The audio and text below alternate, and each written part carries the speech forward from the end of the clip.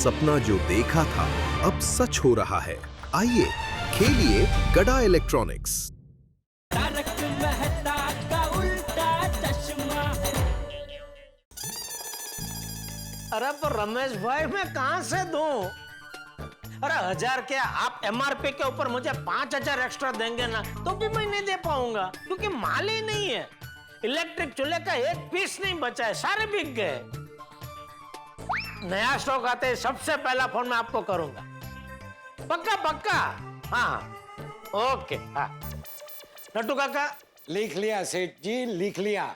रमेश भाई का भी नाम लिख लिया, उनका नंबर 42वां है। ओहो, जब से गैस के सिलेंडर की शॉर्टेज हुई है तब से इलेक्ट्रिक स्टोव की डिमांड एकदम बढ़ गई है।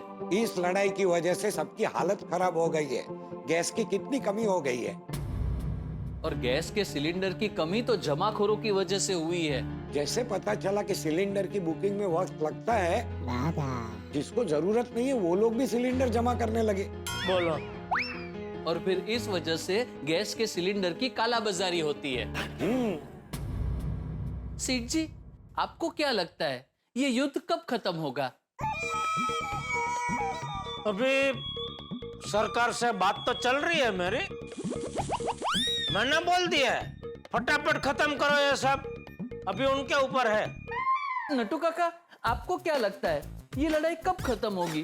क्योंकि क्या है, अगर ये लड़ाई खत्म नहीं हुई तो इसका असर हर चीज पर पड़ेगा। इस युद्ध की वजह से सबको प्रॉब्लम हो सकती है। महंगाई इतनी बढ़ जाएगी, गैस, डीजल, पेट्रोल के भाव बढ़ जाएंगे। उस वजह से रिक्शा, टैक्सी, ट्रांसपोर्टेशन, टेम्पो, उनके भाव बढ़ जाएंगे।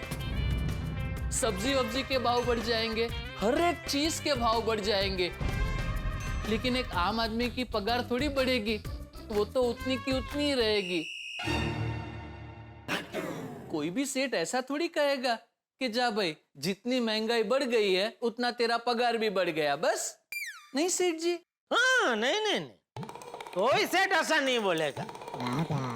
क्योंकि क्या है, ये बेचारे जो सेठ लोग हैं वो रोज किसी दूसरे ग्रह से इधर धंधा करने थोड़ी आते हैं। वो लोग भी इधर ही रहते हैं, तो उनको भी तो महंगाई नड़ती है ना।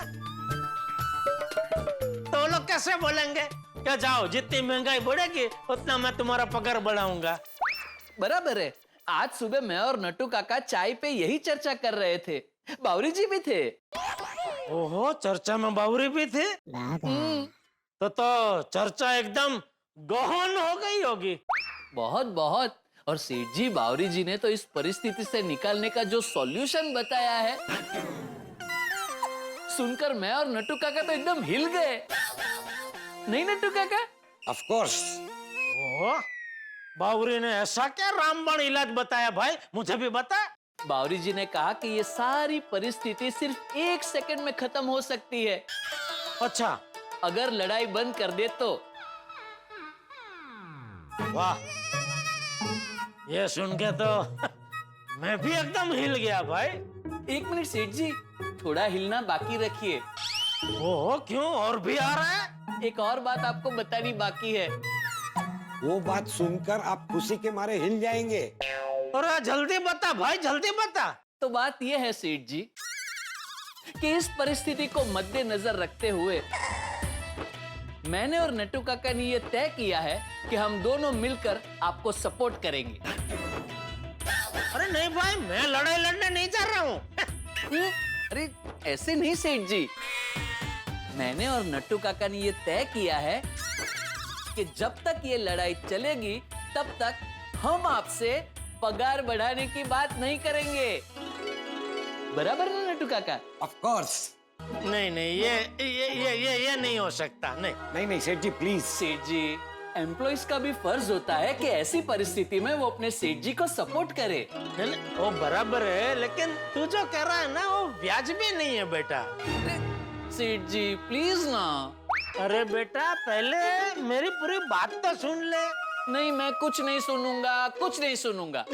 नट्टू काका, आगा बोलने दे सेठ जी को, बोलिए। देख, तू जो कह रहा है वो इसलिए वाजिबी नहीं है क्योंकि क्या है कि मान ले ये लड़ाई बंद हो गई, लेकिन उसका जो असर है वो तो लंबे समय तक रहेगा। तो जब तक सब कुछ एकदम नॉर्मल नहीं हो जाता तब तक आप लोग पगार बढ़ाने की बात मत करना, ऐसा कह रहा था मैं।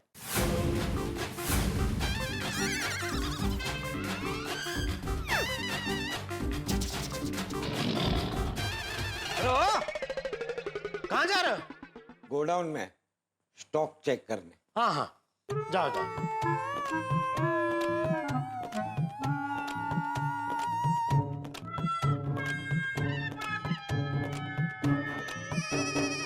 गोडाउन में ही गए। बोलो बोलो, फरियादी राम तुकाराम भिड़े जी। फरियादी? अरे तू हमेशा मुझे फरियाद करने के लिए फोन करता है ना, या तो टप्पू की या तो टाइम पे मेंटेनेंस का चेक नहीं देने की। जेठालाल, अभी कितने टाइम से मैंने तुम्हें कहा कोई फरियाद की है? ओ तो मिस कर रहा है फरियाद करना। एक दो दिन दे मुझे, मैं मौका देता हूँ मस्त फरियाद करने का, फिर जी भर के फरियाद करते रहना। हाँ लेकिन है भाई, बापूजी को बीच में मत लाना। जेठालाल, बात आता, मैंने कोई फरियाद करने के लिए फोन नहीं किया है। सॉरी सॉरी, बोल बोल, किसके लिए फोन किया? कल रविवार को सुबह ठीक 9 बजे सोसाइटी की मीटिंग रखी है कंपाउंड में। अरे भाई कल संडे है भाई, एक ही तो दिन मिलता है पूरे हफ्ते में शांति से सोने के लिए, उसमें भी तूने मीटिंग रख दी, वो भी सुबह 9 बजे। अब फरियाद कौन कर रहा है जेठालाल? कल ठीक 9 बजे आ जाना, कल की मीटिंग बहुत इंपॉर्टेंट है। क्यों? कल मीटिंग में मैं सबके सामने रेजिग्नेशन देने वाला हूँ। कहते? रेजिग्नेशन, त्याग पत्र। कल मीटिंग में सबके सामने अपने सेक्रेटरी पद से मैं इस्तीफा देने वाला हूँ। अच्छा 12? क्या तू भी भिड़े? जेठालाल, मैं मजाक नहीं कर रहा हूँ, मैं सच कह रहा हूँ। मैं कल अपना त्याग पत्र दे रहा हूँ।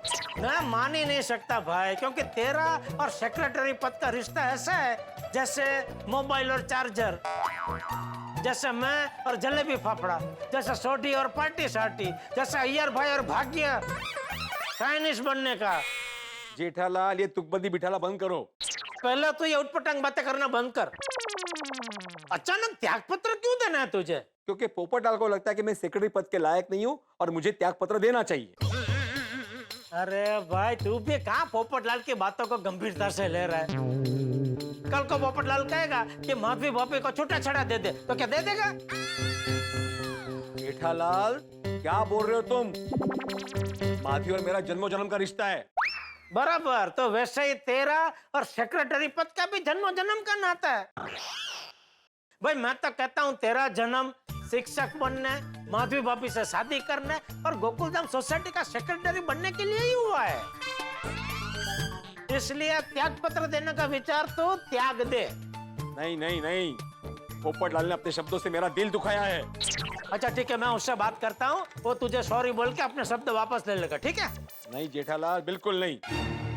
पोपटलाल ने जिस सुर में, जिस भाषा में मुझसे बात की है ना, उसका एक ही जवाब है, मेरा सोसाइटी पद से त्याग पत्र। अरे पर क्या हुआ क्या भाई? वो तुम्हें कल मीटिंग में पता चल जाएगा, कल टाइम पे आ जाना। अभी रखता हूँ, बाकी सबको फोन कर लूँ। पोपटलाल भी ना।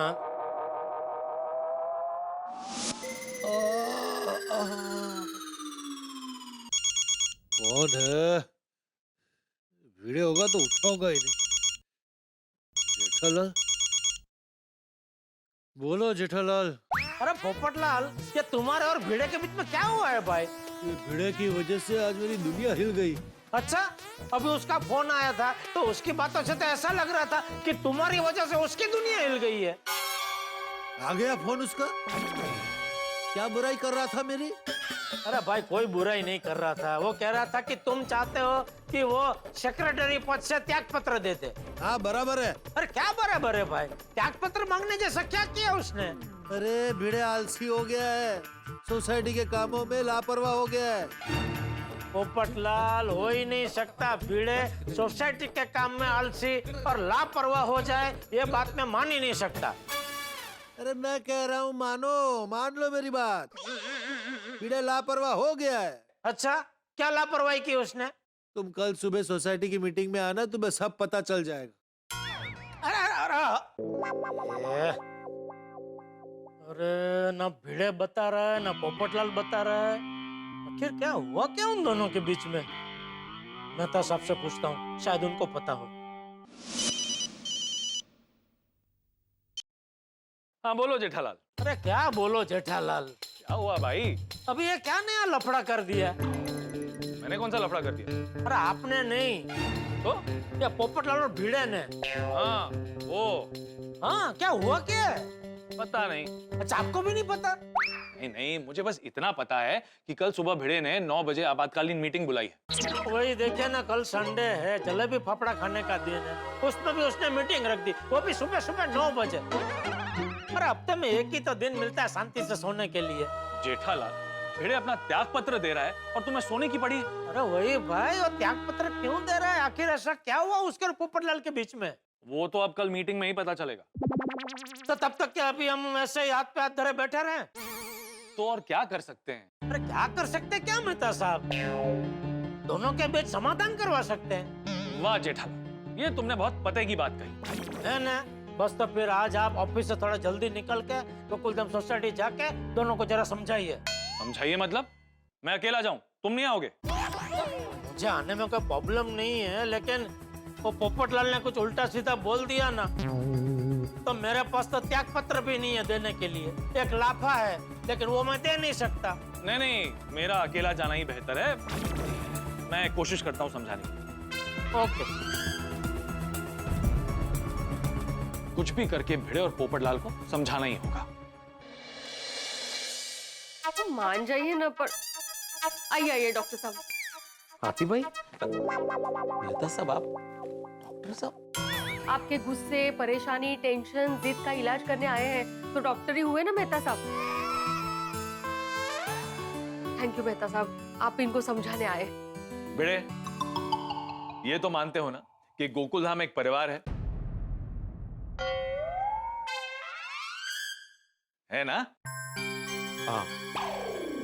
भिड़े, हम सब के अंदर एक बच्चा होता है जो कभी कभी हमें भावुक और नादान बना देता है।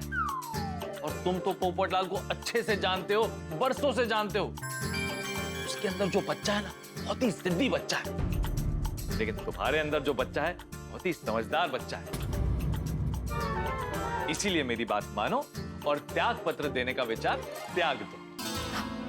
माफ करना मेहता साहब, लेकिन मेरे लिए ये अभी असंभव है। बात अब बहुत आगे बढ़ चुकी है।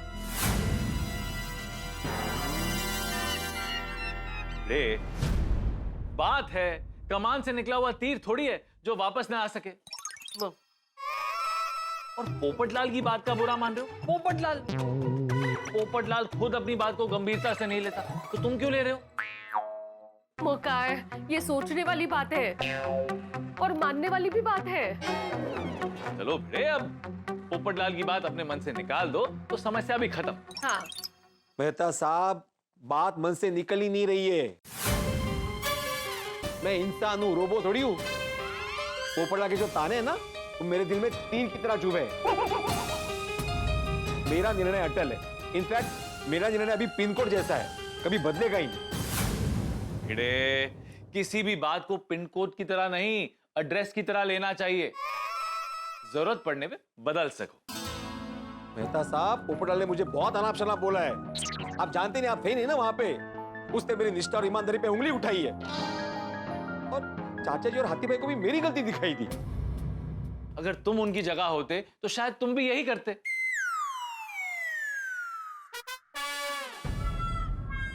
मेहता साहब, थैंक यू वेरी मच। आप मेरा भला चाहते हैं, इसलिए आप मुझे यहां समझाने आए। हाँ। लेकिन ना मैं अब रुकूंगा, ना ही झुकूंगा। बात मेरे आत्मसम्मान की है। मैं अब सोसाइटी के सेक्रेटरी पद से त्याग पत्र देकर ही रहूंगा। घायल हूं मैं तो घातक क्यों बन रहे हो? उस भिड़े की वजह से। साहब, एक बार नहीं 100 बार त्याग पत्र ले सकता हूं मैं उस भिड़े से, जो उस पर बहुत गुस्सा है। मैं उसे कभी माफ नहीं करूंगा। पोपटलाल, किसी को माफ करना महानता की निशानी है। अरे मैं उससे त्याग पत्र ले रहा हूं, वही मेरी महानता है। मैं तो मान ही रहा हूं कि गलती भिड़े की है, लेकिन उसकी गलती की वजह से तुम्हारा रिश्ता कैंसिल हो जाए तो कैसा लगेगा? उसकी गलती की वजह से मेरा रिश्ता क्यों कैंसिल होगा? मान लो कि कल तुम्हारे लिए एक सुंदर, सुशील, संस्कारी सुकन्या का रिश्ता आ जाए और जब उसके घर वालों को यह पता चलेगा कि तुम्हारी गलती न होने के बावजूद भी तुमने भिड़े को माफ किया, तो वो तुम्हें समझदार कहेंगे। बेवकूफ कहेंगे। हाँ? मेहता साहब, मुझे सिर्फ समझदार लड़की वाले ही देखने आते हैं। जब वो भी ये पूरी बात सुनेंगे तो कहेंगे कि पोपटलाल जी आप सही है, इस पूरे मामले में गलती सिर्फ और सिर्फ भिड़े की है। अरे मैं तो मान ही रहा हूं, गलती भिड़े की ही है। बस तुमसे एक छोटी सी रिक्वेस्ट, कल की मीटिंग में इस बात को आगे मत बढ़ाना। क्यों? बात अभी बहुत आगे बढ़ चुकी है। इस सच की लड़ाई में मैं अब पीछे नहीं हट सकता। हाँ, लेकिन कल की मीटिंग में अगर भिड़े पीछे हटकर अपनी गलती मान लेता है और हम उसे त्याग पत्र न देने के लिए मना लेते हैं, तो तुम भी मान जाना। मेहता साहब, मैं जिंदगी भर आपकी सारी बातें मानूंगा, सिर्फ 2 बातों को छोड़कर। कौन सी 2 बात? एक, अगर आप मुझे कहेंगे कि पोपटलाल शादी मत करो तो मैं नहीं मानूंगा। दूसरा, आप कहेंगे कि भिड़े को माफ कर दो तो नहीं मानूंगा। भिड़े अब गोकुलधाम सोसाइटी के सेक्रेटरी पद पर रहने के काबिल ही नहीं रहा। जेठा भरा, पर तुसी कह रहे थे कि मेहता साहब पोपो और पीड़ू को समझाने गए, वो कितना समझा रहे हैं? वो आए नहीं अभी तक। अरे भाई, दोनों वटके कटके है ना। की? अरे भाई, पोपटलाल और भिड़े दोनों में से कोई भी आसानी से टस से मस होने वाले में से नहीं है ना, इसलिए टाइम तो लगेगा। वो आ गए मेहता साहब। ओ मेहता साहब, छेती आओ यार। की होया? मान गया जेठालाल? जेठालाल? अरे सॉरी पोपटलाल। क्या सोच रहे थे मेरे बारे में अय्यर भाई? अरे नहीं जेठालाल, मैं तुम्हारे बारे में कुछ नहीं सोच रहा था। वो क्या है ना, दोनों नाम में लाल है, इसलिए हमारे को कंफ्यूजन हो गया। अच्छा, नेता भाई साहब चुप क्यों हो? कौन नहीं माना? दोनों, न भिड़े न पोपटलाल। दोनों के घर जाके दोनों को मनाने की कितनी कोशिश की, लेकिन भिड़े अपना त्याग पत्र देने की जिद कर रहा है और पोपटलाल उसका त्याग पत्र लेने की जिद कर रहा है। अरे यार, ये दोनों मेरा कल का रविवार बिगाड़ के ही रहेंगे। दोनों बहुत गुस्से में। भिड़ी मास्टर को समझाने की मैंने भी कोशिश की थी, पर उसके आत्मसम्मान को बहुत ठेस पहुंची है। उसे त्याग पत्र देना ही है। पोपटलाल बिना। अय्यर भाई, आप अर्जेंट पोपटलाल के लिए एक टोपी बनाइए। टोपी? जेठालाल, मैं साइंटिस्ट हूँ, टेलर नहीं हूँ। हाँ, मालूम है भाई, इसलिए तो आपको बोल रहा हूँ, क्योंकि मैं जो टोपी बनाने का कह रहा हूँ ना, वो टेलर बना ही नहीं सकता है, उसके लिए साइंटिस्ट ही चाहिए। मतलब ऐसे कैसे? मैं एक ऐसी टोपी बनाने का कह रहा हूँ अय्यर भाई कि वो टोपी मान लो पोपटलाल ने पहनी और अगर उसको गुस्सा आने वाला हो तो टोपी में लाइट ऐसे जबुक जबुक जबुक होने लगे और सायरन बजने लगे। उससे क्या होगा? उससे ये होगा कि पोपटलाल जिससे बात कर रहा होगा उसको पता चल जाएगा कि इसको भी गुस्सा आने वाला है, तो वहां से भाग जाएगा।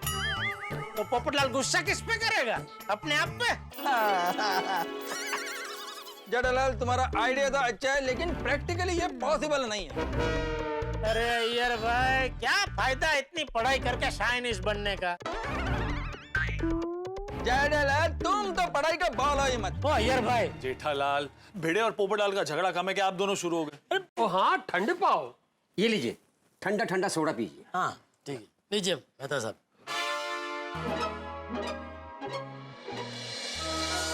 पोपटलाल को टोपी पहनाओ, कोट पहनाओ, कंबल ओढ़ाओ। पोपटलाल अपना गुस्सा कंट्रोल कर ही नहीं सकता। वो शादी नहीं हुई ना, इसलिए। मतलब अगर उनकी शादी हो गई होती तो उनको पता चलता कितना भी गुस्सा है, बीवी के सामने गुस्सा कंट्रोल करके ही बात करनी पड़ती है। करेक्ट है जी। ओहो, मतलब रूपा भाभी? नहीं, हमारे परिणीत जीवन में ऐसा कोई प्रॉब्लम नहीं है।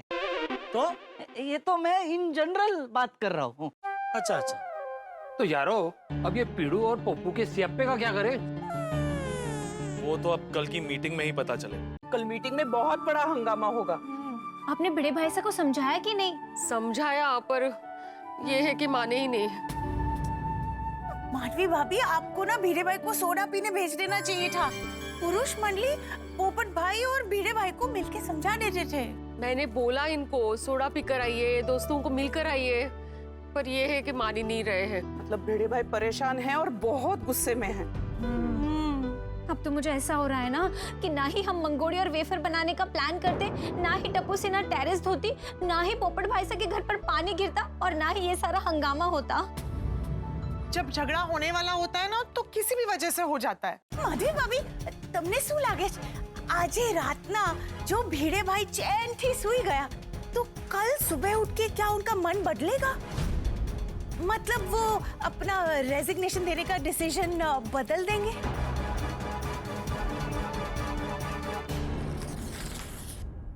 दर्शकों, अगर मेरा बस चलता ना तो मैं भिड़े के सोसाइटी के सेक्रेटरी पद के त्याग पत्र को ऐसे ही फाड़ देता, और अगर मेरे पास कोई मंत्र होता ना तो उसे बोलकर मैं भिड़े और पोपटलाल के दिमाग से इस त्याग पत्र की बात को मिटा देता। पर नहीं, ये चमत्कार नहीं होने वाला। पता नहीं कल की मीटिंग में क्या होगा, लेकिन जो भी धमाल होगी उससे आपके चेहरे पे हंसी बेमिसाल होगी। तो कल आप ठीक 8:30 बजे हमारी मनोरंजन की मीटिंग में जरूर आइएगा। दर्शकों, मुझे तो कल की मीटिंग की बहुत टेंशन हो रही है, लेकिन यहाँ पर जितना टेंशन आपके घर पे हंसी का उतना ही पेंशन। तो आगे क्या होगा ये जानने के लिए देखते रहिए तारक मेहता का उल्टा चश्मा। देखते रहिए, हंसते रहिए। बाबा जिस तरह से गुस्से में, मुझे तो लगता है कल की मीटिंग में वो रेजिग्नेशन देकर ही रहेंगे। मुझे तो बहुत टेंशन हो रही है, सोसाइटी में आगे क्या होगा। ओए भिड़े अंकल सेक्रेटरी नहीं रहेंगे तो सुविचार कौन लिखेगा? हाँ, और हमें चलते फिरते कौन डांटेगा? ये मत करो, वो मत करो, डिसिप्लिन में रहो। सोसाइटी के प्रोग्राम में भी डांट कर, बजट कम करके सपोर्ट तो करते थे। अब नए सेक्रेटरी हमें कितना सपोर्ट करेंगे की पता। गोगी गोली क्या कुछ भी बोल रहे हो? और कुछ भी क्या बोल रहे हैं, जो होने वाला है वही बोल रहे हैं।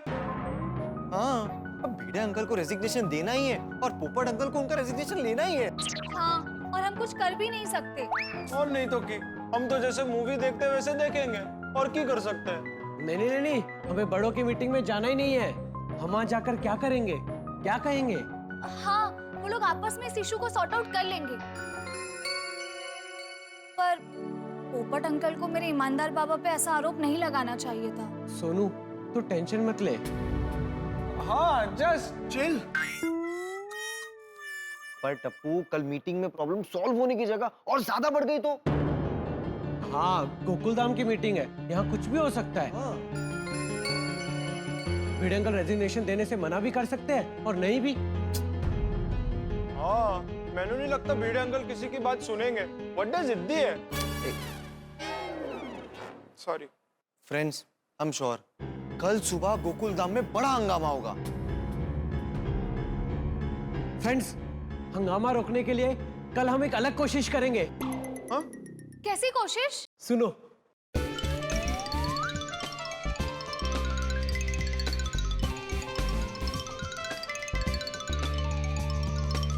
वाह, टप्पू ये आइडिया तो अच्छा है, पर ये कितना सफल होगा? हाँ, वो तो कल सुबह ही पता चलेगा। ना भिड़े मान रहा है ना पोपटलाल मान रहा है। कमाल विकट परिस्थिति आन पड़ी है। अब तो दोनों को मनाने का एक ही रास्ता है, बापूजी।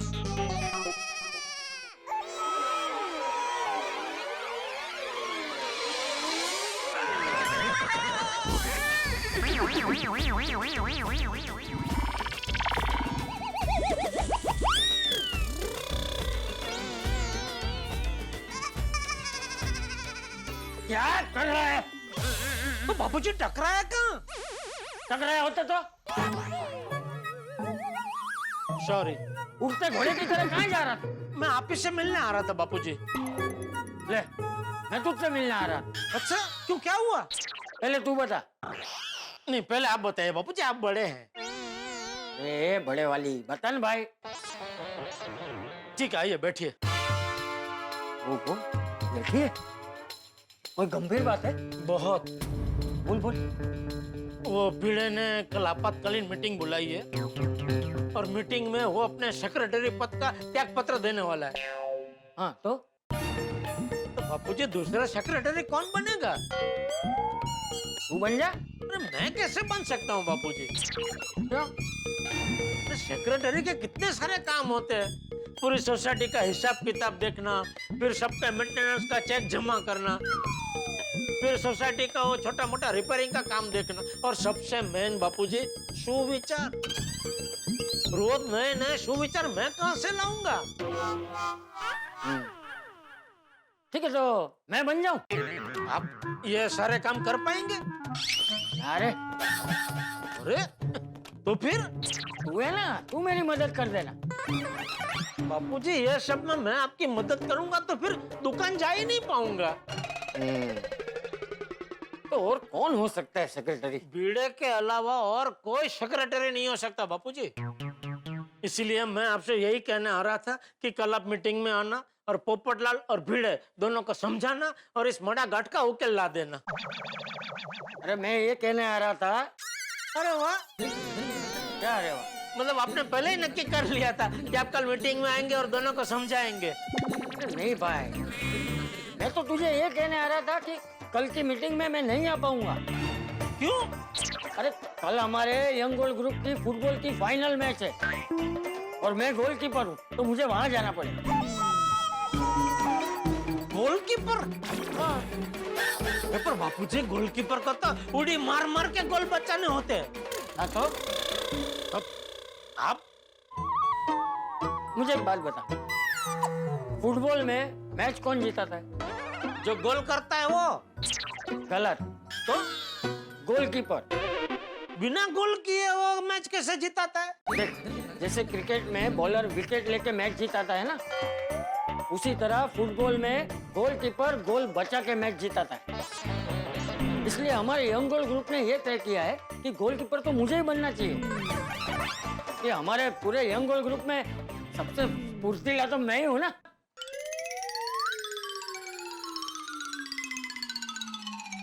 इसलिए मुझे गोल बचाने जाना पड़ेगा जेठिया। कल हमारी टीम को फाइनल मैच जिताने की बहुत बड़ी जिम्मेदारी है मुझ पे, इसलिए मुझे जाना ही पड़ेगा। ठीक है, चल। शुभ रात्रि। हाँ, शुभ रात्रि। और हाँ, कल की मीटिंग के लिए नहीं बापूजी ने ऑल बेस्ट मत बोलना। क्यों? क्योंकि कल की मीटिंग में अगर कोई पॉजिटिव निर्णय नहीं आया तो आपका ऑल बेस्ट बेकार हो जाएगा, और मैं नहीं चाहता आपका आशीर्वाद बेकार जाए। इतना नकारात्मक सोचता है तू जेठिया। नकारात्मक मत सोच, है? सकारात्मक सोच, सब अच्छा ही होगा। कल की मीटिंग के लिए ऑल द बेस्ट। शुभ रात्रि। आपकी बात बराबर है बापूजी, लेकिन जो परिस्थिति है उसके मुद्दे नजर रखते हुए लगता नहीं है कल कुछ सकारात्मक होगा।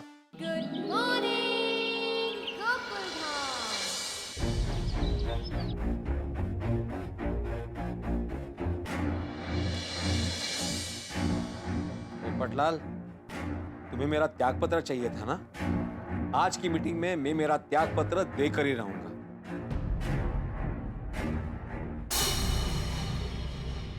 अभी तक कोकम शरबत नहीं पिया? मतलब नमकीन का गुस्सा ठंडा नहीं हुआ है। अहो माधवी, मैंने अपना त्याग पत्र तैयार कर लिया। अहो माधवी, मुझे समझाने की कोशिश मत करना प्लीज। पोपटलाल को मेरा त्याग पत्र चाहिए ना, तो मैं आज मीटिंग में अपना त्याग पत्र देकर ही रहूंगा।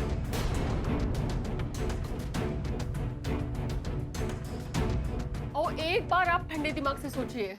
माधवी, तुम मुझे दिमाग ठंडा रखने के लिए कह रही हो, लेकिन ये पोपटलाल कड़क की धूप में आग की तरह बरसता है, उसका क्या? तो आप बारिश बंद कर बरसिए ताकि उनके गुस्से की आग ठंडी हो जाए। झालं। देखिए, मैं समझ सकती हूँ कि आपको परेशानी होती है, लेकिन आप थोड़ा शांति से सोचिए। बहुत हो गई शांति माधवी, बहुत हो गई शांति। अब होगी क्रांति। मैं भी देखना चाहता हूँ कि मेरे बगैर सोसाइटी का काम कैसे होगा। आप पोपट भौजी की बातों को इतना सीरियसली क्यों ले रहे हो? क्योंकि पोपटलाल मुझे बेवकूफ समझता है और मैं बेवकूफ नहीं हूँ। किसने कहा आपको पोपट भौजी आपको बेवकूफ समझते हैं? आपको याद है ना, सोने के सेट के चक्कर में जब हम फंस गए थे तब पोपट भौजी ने हमारी मदद की थी। वो मुझे याद है माधवी, अच्छे से याद है, और उसके लिए मैं उसका आजीवन आभारी रहूंगा। लेकिन मेरे सेक्रेटरी के काम के लिए वो हमेशा मुझे ताने मारता है, उसका क्या? उनके मन में कुछ नहीं होता, मैंने बोला ना आपको। हाँ, उसके मन में कुछ नहीं होगा, लेकिन दिमाग में बहुत कुछ होता है माधवी। मैं सोसाइटी का सेक्रेटरी हूँ माधवी, उसका नौकर नहीं हूँ जो मुझे कुछ भी बोले और मैं चुपचाप सुन लूं। मैं सेक्रेटरी का काम ऑनररी करता हूँ, उसकी पगार नहीं मिलती मुझे। सबको लग रहा है ना कि मेरी गलती है, लेकिन मैं साबित कर दूंगा कि मेरी गलती नहीं है। आपकी गलती नहीं है ना, तो फिर त्याग पत्र क्यों दे रहे हैं आप? क्योंकि पोपटलाल ने मेरे आत्मसम्मान पर वार किया है, और जब बात आत्मसम्मान की हो तो निर्णय लेना ही चाहिए।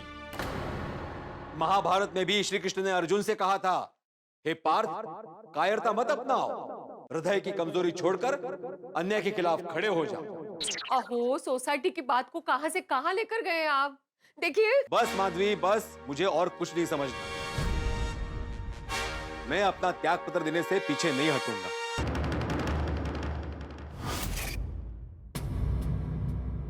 मैं गलत नहीं हूं माधवी, मैं भी देखना चाहता हूं कि मेरे बाद सोसाइटी कौन संभालेगा। अरे ऐसा सोचना ही मत कि तेरे बिना सोसाइटी को कौन संभालेगा। आज मैं तेरा त्याग पत्र लेकर रहूंगा, क्योंकि चाणक्य नीति में साफ साफ लिखा है कि जब एक राजा की अपने प्रजा के प्रति निष्ठा कम होती है या वो अपने दायित्व से चूकता है तो उसे एक पल के लिए भी सिंहासन पर रहने का अधिकार नहीं है। इसलिए भिड़े, आज तो तुझे अपना त्याग पत्र देना ही पड़ेगा। पता नहीं आज मीटिंग में क्या होगा। मारी तो खोडाई थी, बस एक ज प्रार्थना छे, बस आज मीटिंग में कोई हंगामा ना हो। I just really hope कि सब कुछ शांति से आराम से सब अच्छे से निपट जाए। हाँ। माधवी भाभी, आपने भिड़े भाई को समझाया कि नहीं? समझाया कोमल भाभी, लेकिन ये है कि माने ही नहीं। तारक भी गए थे भिड़े भाई को समझाने। मान, हे श्रीनाथ जी बाबा, पोपट भाई सा और भिड़े भाई सा को सद्बुद्धि देना कि दोनों अपनी अपनी जिद छोड़ दे। सही में। ये पोपटलाल और भिड़े दोनों के दोनों अपनी जिद पे अड़े हुए हैं। मुझे तो टेंशन हो रहा है, पता नहीं आज मीटिंग में क्या होगा। हाँ, गुस्सो आग समान है, जड़ावे आपारो घर, प्यार की छाव में बैठ जा, ठंडो होसी असर। मतलब गुस्सा जो होता है ना, वो आग समान होता है, तो वो खुद को ही जला देता है। इसलिए प्यार की छाव में बैठना चाहिए, उससे मन ठंडा भी हो जाता है और माहौल भी अच्छा हो जाता है। भिड़े मास्टर आ गया।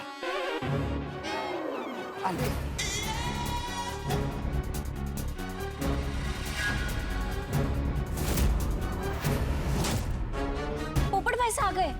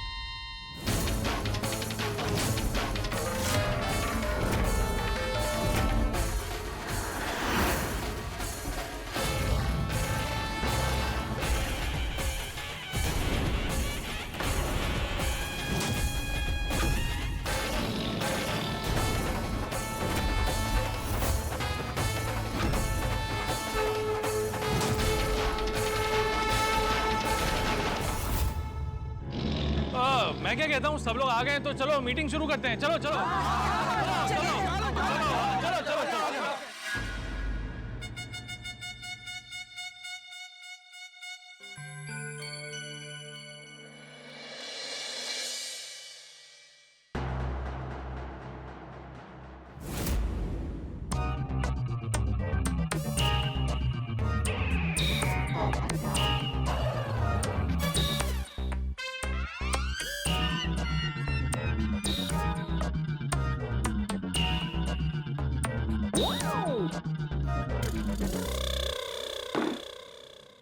मैं आत्माराम तुकाराम भिड़े। आत्माराम एक मिनट। मैं तो जेठालाल किधर है? अरे मुझे क्या पूछ रहे हो? जेठालाल मेरे साथ मेरे घर में थोड़ी ना रहता है। नहीं, मेरे को लगा तुमको मालूम होगा। नहीं भाई, मुझे कुछ नहीं पता। ये जेठालाल का तो हमेशा का है, हमेशा मीटिंग में लेट आता है। आज आएगा तो उसको मीटिंग में अलाउ ही नहीं करेंगे। आजाराम, तुम मीटिंग जरूर करो। ओ अय्यर भाई, मेरे बगैर अगर मीटिंग चालू करनी थी तो भिड़े को रोका क्यों? वो तो मेरे बगैर मीटिंग चालू कर ही रहा था। आप क्या जानबूझकर सबको ये जताना चाहते थे कि मैं मीटिंग में लेट आता हूँ?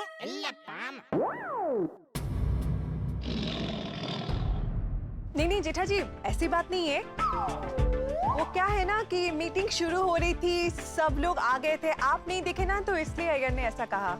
हाँ, तो बबीता जी मैं तो कब का आ गया हूँ। अच्छा, क्या जेठालाल क्या झूठ बोलता है? अरे अभी तुम सबके सामने आया और बोलता है कब का आ गया हूँ। हाँ अय्यर भाई, मैं तो तब का आया हुआ हूँ जब यहाँ कोई नहीं आया था। तो क्या है बबीता जी कि आज मेरी तरफ से मीटिंग के बाद मैंने लीव गर्मा गर्म जलेबी फाफड़ा का प्रोग्राम रखा है।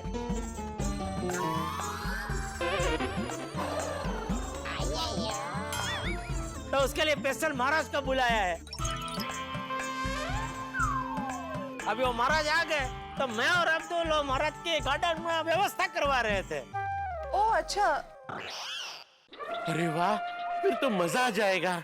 अरे मजा मतलब जबरदस्त मजा आने वाला है आते भाई, क्योंकि ये जो महाराज है ना, उनकी जलेबी बनाने में जो हथौड़ी है।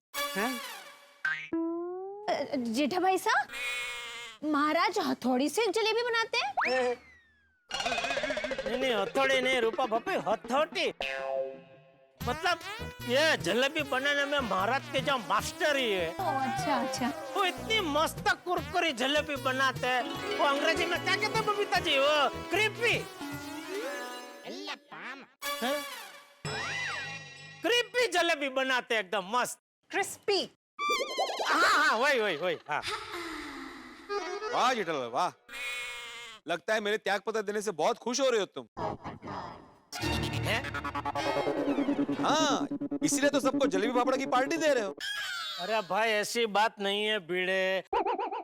अभी आज रविवार है और रविवार की सुबह जब तक मैं गर्मा गर्म जलेबी फाफड़ा नहीं खाता हूँ ना, मुझे चैन नहीं पड़ता।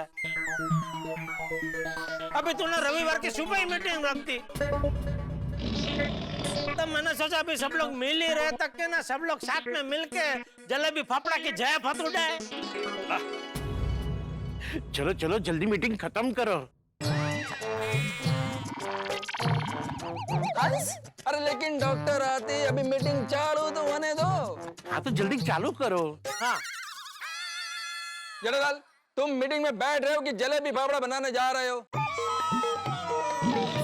यार भाई मैंने अभी बोला ना, मैंने स्पेशल महाराज को बुलाया है। सुना ना आपने?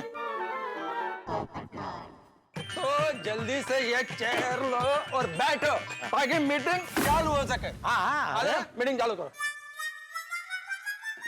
क्या हो गया अचानक? हाँ, तो मैं आत्माराम तुकाराम भिड़े, गोकुलधाम सोसाइटी का एकमेव सेक्रेटरी। अभी से आदत डाल ले, आज के बाद तू ये बोल नहीं पाएगा। गोकुलधाम सोसाइटी का एकमेव सेक्रेटरी बोला इससे। पोपटलाल, अभी तक मैंने अपना त्याग पत्र दिया नहीं है, तो अभी तो मैं बोल सकता हूँ ना? हाँ भिड़े, बोलो, तुम बोलो। थैंक यू मेहता साहब। तो मैं आत्माराम तुकाराम भिड़े। एक मिनट भिड़े कल, रुक जाइए। चलो अब टप्पू सेना को क्या हुआ? हाँ, अब ये लोग क्यों मीटिंग रोक रहे हैं?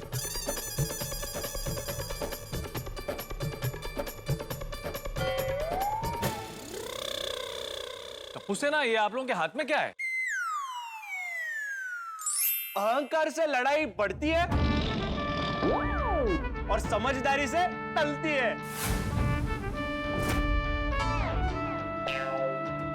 वाह मारा दिकरा। झगड़े में जीत सिर्फ अहंकार की होती है और हार हमेशा रिश्ते की।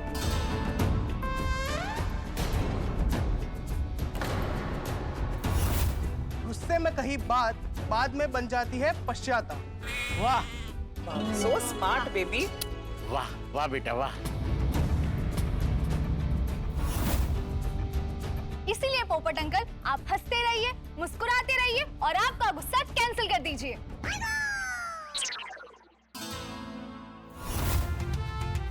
गुस्से में फैसले बिगड़ते हैं, शांति में हल निकलते हैं।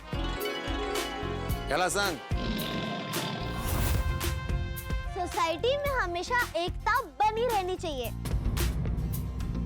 Oh how sweet. सोसाइटी में सब खुश रहने चाहिए। हाय मारी लाडो। टप्पू सेना वेरी थॉटफुल। बच्चे कितने समझदार है ना, बड़ों से ज्यादा। और तुम्हारी सारी बातें 16 आने सही है। एग्जैक्टली देखिए, गुस्से से कभी भी कोई भी प्रॉब्लम का सलूशन नहीं होता है। बिल्कुल सही कहा बबीता जी आपने। लेकिन आजकल जिसको देखो नाक पर गुस्सा लेके ही बैठा है। छोटी छोटी बातों को अपने हम की वजह से इतना बड़ा स्वरूप दे देता है कि पूछो ही मत। बिल्कुल सही कहा जेठालाल तुम। दुनिया में जितने भी बड़े बड़े युद्ध हुए हैं ना, सब अहम की वजह से हुए। बराबर। अरे बड़े बड़े युद्ध क्या मेहता साहब, छोटी छोटी लड़ाइयाँ भी मतलब ये अहम की वजह से ही होती है। भिड़े पोपटलाल, भाई इन बच्चों ने मेहनत करके जो ये अच्छे अच्छे शुभ वाक्य लिखे हैं, तो जरा पढ़ो, है समझो और उस पर अमल करते हुए आज की मीटिंग कैंसिल करो। हाँ। सही बात है। दर्शकों, अलग अलग देशों के बीच में चल रहे भयानक वॉर और यहाँ गोकुल धाम में भिड़े और पोपटलाल के बीच में चल रही तूफानी जिद्दी वॉर, दोनों के रुकने का कोई संकेत नहीं। यहाँ मिसाइल वॉर से दुनिया हिल रही है और पोपटलाल और भिड़े के वॉर से गोकुल धाम हिल रहा है। दोनों साम दाम दंड भेद बिनती समझाना डांट किसी भी तरह से समझने को तैयार ही नहीं है। पोपटलाल को भिड़े से इस्तीफा लेना है और भिड़े को इस्तीफा देना है। गोकुल धाम के इतिहास में यह मीटिंग सिर्फ काली स्याही से नहीं बल्कि हर रंग की स्याही से लिखी जाएगी, क्योंकि इस मीटिंग में टेंशन, लड़ाई, गुस्सा, हंसी, समझदारी, तू मैं, नाराजगी हर रंग होने वाला है। और एक खास बात, इस मीटिंग में भिड़े एक ऐसा बम फोड़ने वाला है जिससे इस आपातकालीन मीटिंग में सबके होश उड़ जाएंगे। तो दर्शकों, आपको हंसते हुए देखने के लिए और हमारी लड़ाई देखने के लिए देखना न भूले तारक मेहता का उल्टा चश्मा। हमने मतलब मैंने पढ़ा भी और समझा भी। चलो मीटिंग कैंसिल। ओ भाई जेठालाल, क्या मीटिंग कैंसिल? हाँ। ये मैं जो त्याग पत्र मांग रहा हूं भिड़े से, वो मेरे अहम की वजह से नहीं, भिड़े की लापरवाही की वजह से मांग रहा हूं। और मैं भी मेरा त्याग पत्र मेरे अहम की वजह से नहीं दे रहा हूं, मेरे आत्मसम्मान की वजह से दे रहा हूं। टप्पू सेना, आप सबका प्रयास सराहनीय है। पर बच्चों, लगता नहीं है कि उसका यहाँ पे किसी पे असर हो रहा है। लेकिन भिड़े अंकल, पोपट अंकल। बच्चों, बड़ों की बातों में बीच में नहीं आते। हाँ। बच्चों, चलो यारो, बड़े लोगों को मीटिंग खेलने दो, हम लोग टीटी खेलते हैं। झगड़ा झगड़ी बंद करो, गांधी जी को याद करो। झगड़ा झगड़ी बंद करो, गांधी जी को याद करो। झगड़ा झगड़ी बंद करो, गांधी जी को याद करो। झगड़ा झगड़ी बंद करो, गांधी जी को याद करो। झगड़ा झगड़ी बंद करो, गांधी जी को याद करो। क्लब हाउस का दरवाजा अंदर से बंद करो। तो मैं आत्माराम तुकाराम भिड़े, गोकुलधाम सोसाइटी का एकमेव सेक्रेटरी आज के इस मीटिंग की शुरू होने की घोषणा करता हूं। मेरे प्यारे गोकुल धाम वासियों, सबसे पहले मैं हमारी महिला मंडल और टप्पू सेना का आभार प्रकट करना चाहता हूं। हमारा ले, मीटिंग बहुत जल्दी खत्म हो गई, चलो। भाई जेठालाल, किसने बोला मीटिंग खत्म? भाई आभार विधि तो मीटिंग का अंत में ही होती है ना। अरे वो बराबर है, लेकिन मैं मीटिंग की शुरुआत में आभार इसलिए प्रकट करना चाहता हूं कि अगर मेरी बहनों ने आलू और साबूदाना की वेफर्स और मंगोड़ी बनाने का प्लान नहीं किया होता तो टेरेस की सफाई करने की जरूरत नहीं पड़ती। तो थैंक यू बहनों कि आप लोगों ने आलू और साबूदाना की वेफर्स और मंगोड़ी बनाने का प्लान बनाया, और थैंक यू टप्पू सेना कि आप लोगों ने टेरेस की सफाई की, जिसकी वजह से मेरे घर में लीकेज हुआ, और लीकेज की वजह से मैं घर में गिर गया और मेरी कमर टूटी। ओ पोपटलाल, कमर टूटी ऐसा मत बोलो, छोटी सी चोट थी। नहीं तो क्या है? अरे वो तो भगवान का लाख लाख शुक्र है कि मेरी कमर नहीं टूटी। अगर टूटी होती तो ऐसी टूटी कमर वाले कुंवारे से कौन शादी करता? पर शादी हाँ, नहीं, एक तो वैसे ही नहीं हो रही, ऊपर से और प्रॉब्लम हो जाता। अरे और अगर बारिश की सीजन में पता चलता कि टेरेस पर जगह जगह क्रैक है तो और बड़ी दुर्घटना हो जाती। क्यों, और क्या टूटता? मेरे घर की छत गिर जाती तो? ऐसे कैसे? ओए पप्पू, वो की गल कर रहे हैं? वो एक बारिश से छत थोड़ी ना गिर जाती है। नहीं तो क्या है? हाँ, और अभी लीकेज का पता चला है तो सब ठीक करवा लेंगे। पर पोपट भाई से एक बात समझ में नहीं आई, इसमें भिड़े भाई साहब की क्या गलती है? बताता। अब्दुल गार्डन में। अब्दुल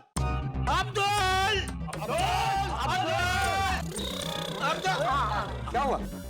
अब्दुल, तुझे एक सवाल पूछना। नहीं, मुझे कोई सवाल नहीं पूछना भाई। अरे मुझे तुझे एक सवाल पूछना है। जलेबी फाफड़ा बनने में टाइम लगेगा। अरे मुझे जलेबी फाफड़ा के बारे में नहीं, तुझे ये पूछना है कि कल तूने मुझे जो बताया था कि हमारी सोसाइटी की टेरेस में जगह जगह पर क्रैक है, ये बात तूने भिड़े को भी बताई थी, बराबर? हाँ। कितने समय पहले बताई थी? दिवाली के टाइम पे। दिवाली के टाइम पे? गौर कीजिएगा माय लॉर्ड। पत्रकार आता वकील झाले। मतलब गोकुल धाम वासियों, अब्दुल ने भिड़े को दिवाली के टाइम पर यह बात बताई थी कि हमारी सोसाइटी की टेरेस में जगह जगह पर क्रैक है। हाँ। लेकिन भिड़े ने उसके लिए आज तक कुछ नहीं किया। ये गलती है भिड़े की, समझे रतन भाई? हाँ। पोपट भाई, मैं जाऊँ? जा। हाँ, निकल। आज ये मेरे घर पर हुआ है, कल आप में से किसी के भी घर पर हो सकता है। तो ये भिड़े की लापरवाही है कि नहीं? और अब आप सब सोसाइटी में मुंह उठाकर जरा देखिए, सोसाइटी में जगह जगह पर क्रैक है, कलर निकला हुआ है, इस पर भी भिड़े का कोई ध्यान नहीं है।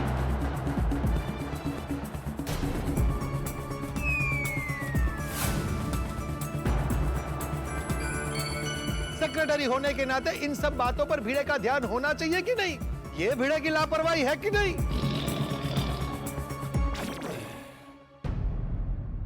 तो अब आप लोगों में से जिन जिन को ये लगता है कि भिड़े ने लापरवाही की है, मैं सही हूं और भिड़े गलत है, वो अपना हाथ ऊपर कीजिए।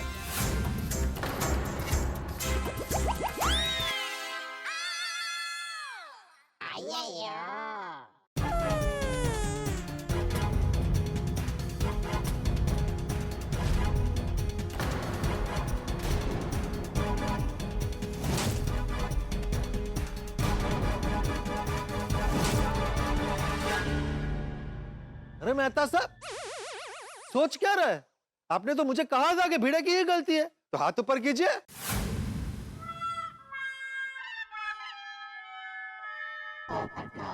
YouTube Brutus. अरे बहनों, आप लोगों को नहीं लगता है कि भिड़े की गलती है? किसकी गलती है किसकी गलती नहीं है ये सब में हमें पढ़ना ही नहीं। हाँ पोपट भाई, हमें सोसाइटी में खुशियाँ चाहिए, झगड़े नहीं। पोपट भाई, आप हमारा वोट नोटा में गिनती कर लीजिए। हाँ, हम सबका। ठीक है, तो अब इतने सारे लोगों को लग रहा है कि लापरवाही भिड़े की है, तो भिड़े मुझे लगता है कि अब तुम्हें त्याग पत्र दे देना चाहिए। मेरा त्याग पत्र तैयारी है पोपटलाल।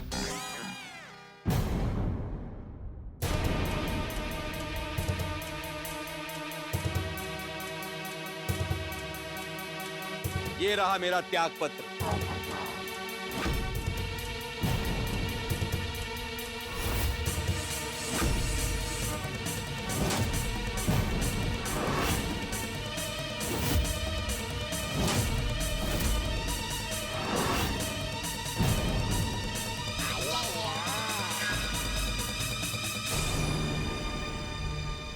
मैं आत्माराम तुकाराम भिड़े, गोकुलधाम सोसाइटी का अब तक का एकमेव सेक्रेटरी,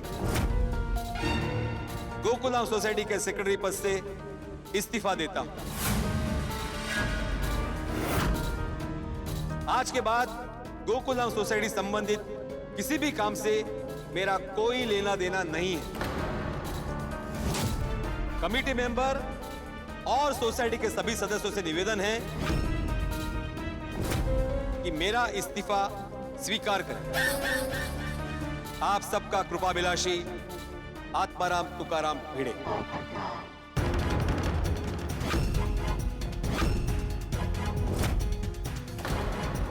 अभी मैं इस सोसाइटी का सेक्रेटरी नहीं, लेकिन पोपटलाल ने मुझ पर जो आरोप लगाया है उसके संदर्भ में मैं आप सबसे कुछ कहना चाहता हूं। हाँ हाँ बोलो। ओए, हर गुनेगार को अपना मत रखने का अधिकार है? थोड़ी भाई, ये गुनेगार थोड़ी है। रोशन શું બોલે છે તું? नहीं वेणी, मेरे कहने का ये मतलब सी कि पप्पू ने जो बोलना था बोल दिया, अब पीड़ू की बारी। हाँ, फिर ऐसा बोलिए। बोल पीड़ू, बिंदास बोल। सभी मेरी बात ध्यान से सुने और खासकर मेरी गलती है ये बोलने पर जिसने हाथ ऊपर उठाए थे वो जरा ज्यादा ध्यान से सुने। पुरुष मंडली, याद कीजिए दिवाली के बाद अब्दुल की शॉप पर सोडा पीते हुए हमारी क्या बात हुई थी। पीड़ू, तब की बात अब कैसे याद रहेगी? कोई बात नहीं, मैं याद दिलाता हूं। अच्छा दोस्तों, अभी एक इंपॉर्टेंट बात। अभी हमारे गोकुलधाम सोसाइटी का मेंटेनेंस बढ़ाने का टाइम आ गया है। अरे अभी 2 साल पहले तो मेंटेनेंस बढ़ाया था, अभी वापस बढ़ाना? पोपटलाल, मुझे कोई शौक थोड़ी है भाई, कोई वजह इसलिए बोल रहा हूँ ना। हाँ, क्या वजह है? हाथी भाई, सोसाइटी में रिपेयरिंग तो आता रहता है, उसके लिए फंड तो रखना पड़ेगा ना।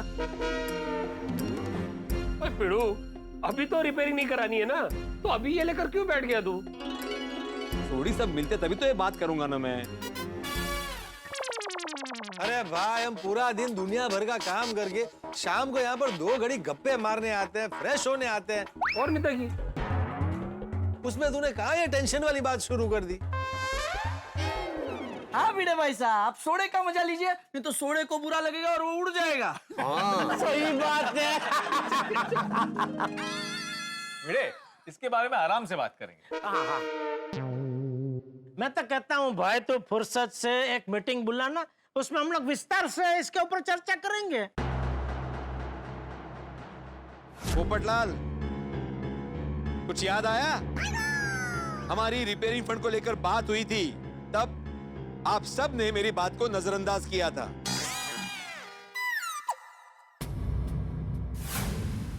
भिड़े की बात में पॉइंट तो है, उस वक्त हमने भिड़े की बात पे ध्यान नहीं दिया था। हाँ। और उसके कुछ दिन बाद मेहता साहब, हम लोग सोसाइटी के ऑफिस के बाहर मिले थे, तब हमारी क्या बात हुई थी याद कीजिए। दोस्तों, मैं फिर से याद दिला रहा हूँ, सोसाइटी को रिपेयरिंग की जरूरत है तो हमें फंड जमा करना शुरू कर देना चाहिए।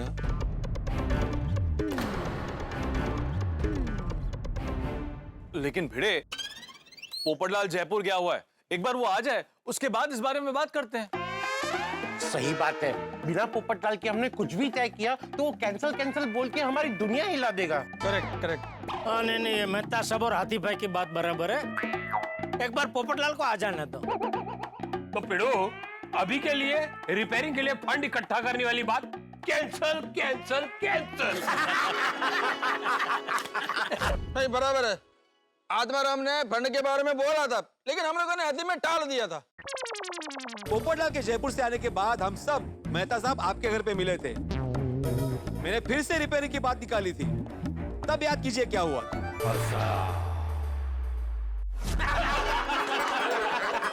अच्छा, मैं क्या बोल रहा हूँ, अभी सोसाइटी के रिपेयरिंग के लिए जो फंड जमा करने हैं उसकी बात करें। नहीं।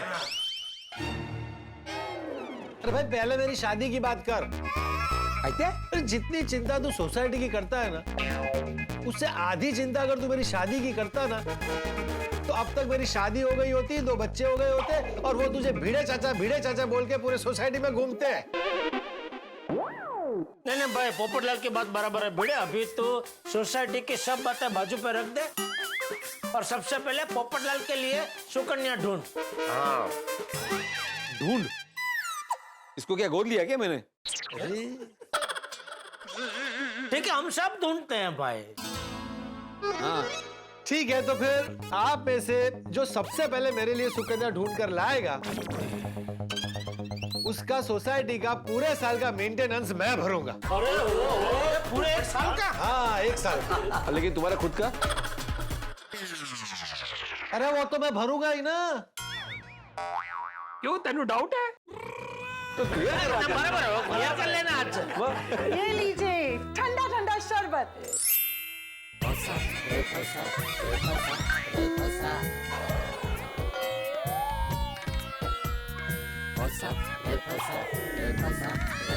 थोड़ी मैचिंग है क्योंकि। अरे डरिए मत, ये पाइनएप्पल शरबत है।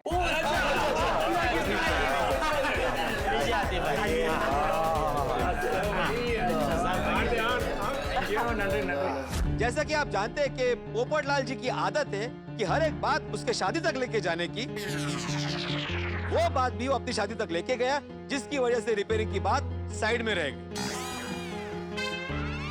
आत्माराम का बात बराबर है, उस समय भी रिपेयरिंग का बात नहीं हुआ था। तो हंसी मजाक में रह गया होगा। उसके बाद भी पोपटलाल मैंने सबको रिपेयरिंग फंड के बारे में बोला था, लेकिन तुमने क्या कहा था? भिड़े, मैंने सोसाइटी को देखा है, अभी रिपेयरिंग की कोई जरूरत नहीं है। अभी कोई जरूरत नहीं है फंड जमा करने की, कहा था कि नहीं कहा था? कहा होगा, अब पुरानी बातें किसे याद रहती है।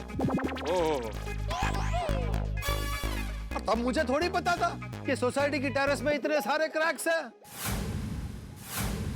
प्रॉब्लम यही है ना पोपटलाल, कि जब तक कोई प्रॉब्लम नहीं होता, किसी को कोई प्रॉब्लम नहीं होता, लेकिन जब प्रॉब्लम होता है तो सबसे ज्यादा और सबसे पहला प्रॉब्लम तुम्हें ही होता है। देखिए, मुझे लगता है मेरी कोई गलती नहीं है, लेकिन आप सबको लगता है कि मेरी गलती है, इसलिए मैंने अपनी सफाई भी दे दी है और मेरा त्याग पत्र भी। अरे नहीं भिड़े भाई, आज से मैं इस सोसाइटी का सेक्रेटरी नहीं हूं। आप इलेक्शन करके किसी भी व्यक्ति को सेक्रेटरी चुन सकते हैं, जिसमें मैं अपना पूरा सहयोग दूंगा। और इतने सालों तक आपने मुझे जो साथ और सहकार दिया है, उसके लिए बहुत बहुत धन्यवाद। Thank you.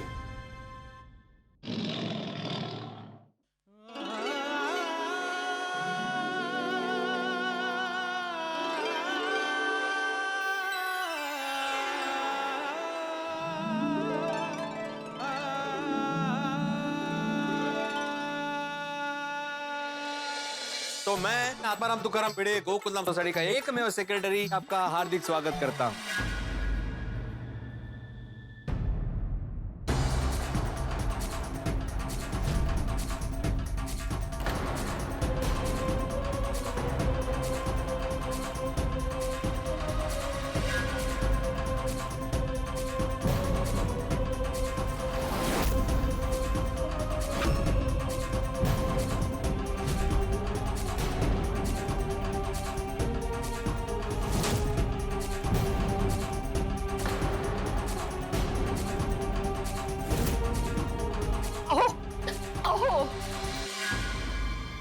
चाह रहे हैं आप?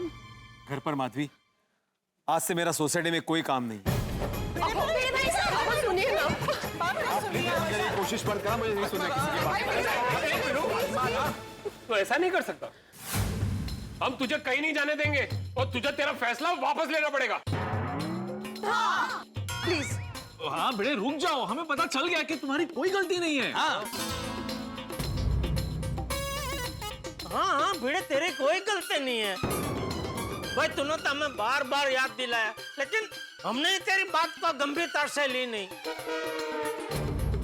भिड़ो, हम मानते हैं कि गलती हमारी है। हाँ आसाराम प्लीज तुम अपना रेजिग्नेशन वापस ले लो। ओ यार भाई, वापस लेने का तो सवाल ही नहीं उठता। अरे उसका त्याग पत्र किसी ने लिया ही नहीं है, तो वापस किससे लेगा? टेबल से।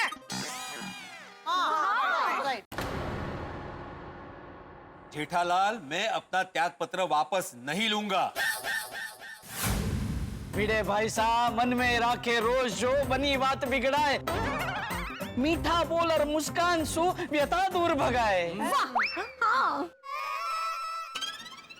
मतलब ये है कि जो व्यक्ति अपने मन में गुस्सा रखता है, उसकी बनी बनाई बात बिगड़ जाती है,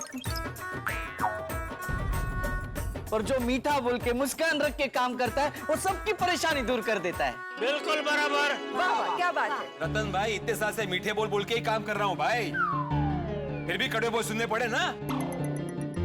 ये सिर्फ आपके लिए नहीं है, उनके लिए भी है। भिड़े मास्टर प्लीज मान जाओ।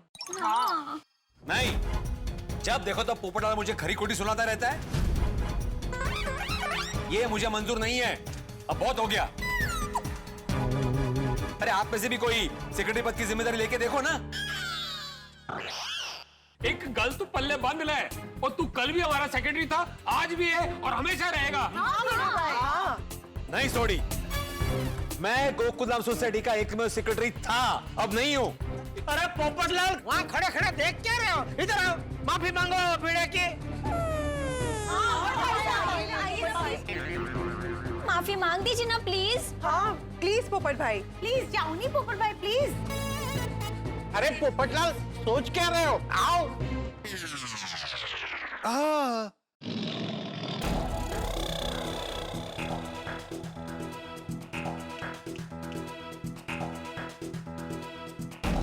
सॉरी भिड़े, रुक जा भाई।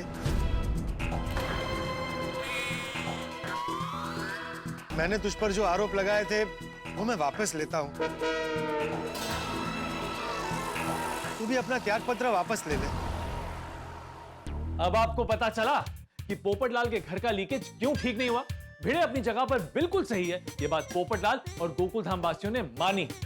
दर्शकों, पोपटलाल ने अपनी गलती मानकर भिड़े को सॉरी भी कहा है और सेक्रेटरी पद से त्यागपत्र नहीं देने को भी कहा है, लेकिन भिड़े वो बहुत रूठा हुआ है। गुस्से में रूठी प्रेमिका और पत्नी को मनाना फिर भी आसान है, लेकिन यहाँ नाराज रूठे हुए भिड़े को मनाना नामुमकिन है। और दर्शकों, बिना भिड़े के हमारी गोकुलधाम सोसाइटी ऐसी है जैसे बिना चाशनी के गुलाब जामुन, बिना हवा के पतंग। अगर भिड़े नहीं माना तो गोकुलधाम का सेक्रेटरी कौन होगा? क्या होगा हमारे गोकुलधाम का? दर्शकों, हमारा और गोकुलधाम का जो भी हो, पर आपके मनोरंजन में कोई कमी नहीं आएगी। कल की मीटिंग हास्य मीटिंग होगी। तो दर्शकों, आगे क्या होगा ये जानने के लिए देखते रहिए तारक मेहता का उल्टा चश्मा। स्वस्थ रहिए, मस्त रहिए। नहीं, बिल्कुल नहीं लूंगा। हमेशा तुम्हारी मर्जी नहीं चलेगी पोपटलाल। जब चाह बोल दिया त्याग पत्र दे दो, जब चाह बोल दिया त्याग पत्र वापस ले लो। अभी बात मेरे आत्मसम्मान की है। भिड़े, पोपटलाल ने अपनी गलती मान ली, अब तुम भी अपनी जिद छोड़ दो। भिड़े भाई, नहीं, ऐसा नहीं हो सकता। अरे भाई, चाहिए तो पोपटलाल को तो लाफा मार ले। अयो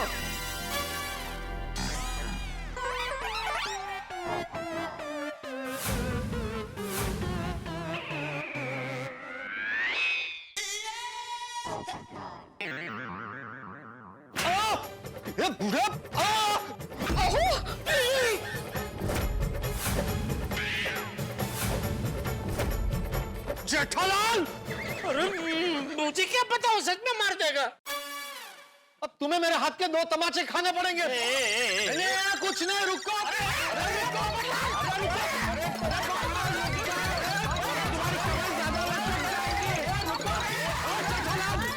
रुक जाओ, अरे रुको, अरे रुक जाओ। पोपटलाल, किसे कह रहे हो? हाँ पोपटलाल, किससे कह रहे हो तुम? मैं भिड़े भिड़े को कह रहा था कि भाई भिड़े रुक जा, अपना त्याग पत्र वापस ले ले।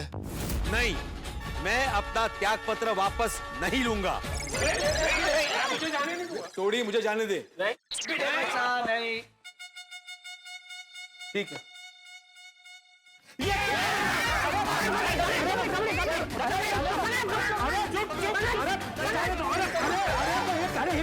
अरे कहाँ हरते हैं, कहाँ नहीं?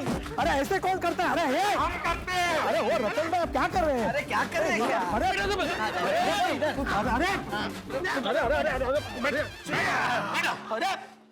क्या चल रहा है ये? भिड़े, अब अपनी इज्जत छोड़ दे और सोसाइटी का सेक्रेटरी पद संभाल ले। भिड़े भाई प्लीज। नहीं। अरे आत्माराम, ये पोपटलाल को दुनिया हिलाने का शौक है, तुम उसकी बात का बुरा मत मानो। हाँ भिड़े भाई प्लीज प्लीज मान जाइए ना प्लीज। और सब लोग इतना बोल रहे हैं तो मान जाइए ना प्लीज। नहीं। गुड। अरे मास्टर, स्टेट फुट। खबरदार जो हिले तो बैठे रहो चुपचाप। हाँ, वरना डॉक्टर साहब इंजेक्शन मार देंगे। हाँ। जिस को लगता है कि आत्माराम गोकुलधाम सोसाइटी का सेक्रेटरी बना रहे, वो अपने हाथ ऊपर करें। वेख वेख पीड़ू, सबने एक नहीं अपने दोनों हाथ ऊपर किए। हाँ। तो इसका मतलब है कि हमारा सेक्रेटरी कैसा हो? बिल्कुल पीड़े जैसा हो। हाँ, क्योंकि हमारे पास सिर्फ 2 ही हाथ है, और ज्यादा हाथ होते तो सब ऊपर होते अभी। थैंक यू नंदरे नंदरे, थैंक यू। देखा आत्माराम, सब लोग चाहते हैं कि तुम ही सेक्रेटरी बने रहो।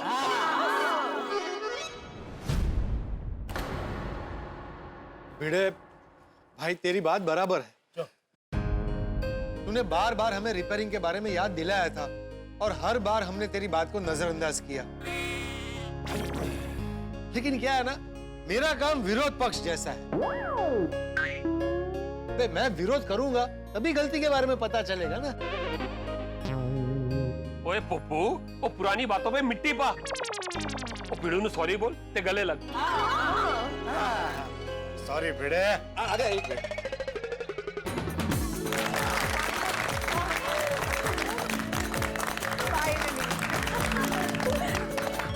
चलो, चूहे बिल्ली का खेल खत्म हुआ।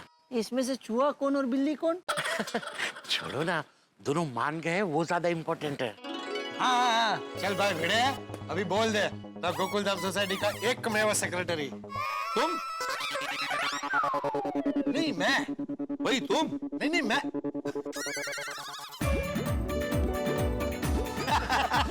बोलना भाई। बोलता हूँ, मैं आत्माराम तुकाराम भिड़े, गोकुलधाम सोसाइटी का एकमेव सेक्रेटरी, आप सबकी भावनाओं की कदर करते हुए अपना त्याग पत्र वापस लेता हूँ।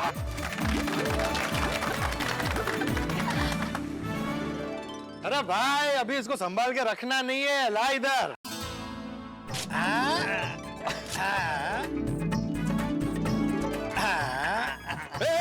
पोपटलाल, कचरा नहीं करना है सोसाइटी में। नहीं कचरा नहीं कर रहा था, मैं ऐसे कर रहा था। ओह, ये देखो यार, अभी रख दिया चेप। वाह, सरस फिर भी तोड़ियो।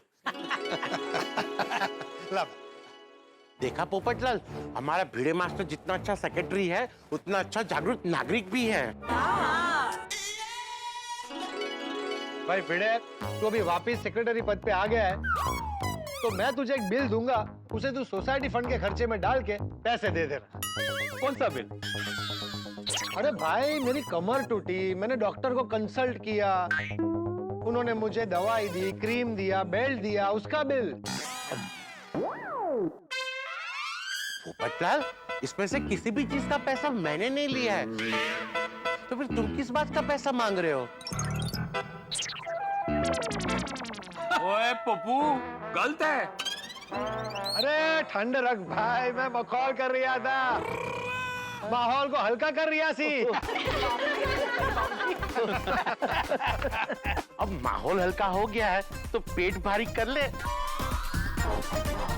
जलेबी फाफड़ा खा ले। हाँ चलिए चलिए। एक मिनट हाथी भाई, एक मिनट। मैं क्या बोलतो, अभी सब लोग यहाँ पे जमा हुई है तो वो रिपेयरिंग के मुद्दे में मीटिंग कर लेते हैं। अरे भिड़े पहले जलेबी फाफड़ा खा लेते हैं ना, गरमा गरम मस्त, बाद में वोटिंग करते हैं। ए देखो, ऐसे ही होता है, जब भी रिपेयरिंग का मुद्दा निकलता है बात ऐसे बाजू में रह जाती है। ओ पोपटलाल। क्या पोपटलाल? मैं आज मीटिंग पहले होगी, जलेबी फाफड़ा बाद में। हाँ वही कह रहा था मैं। सब बैठिए बैठिए बैठिए।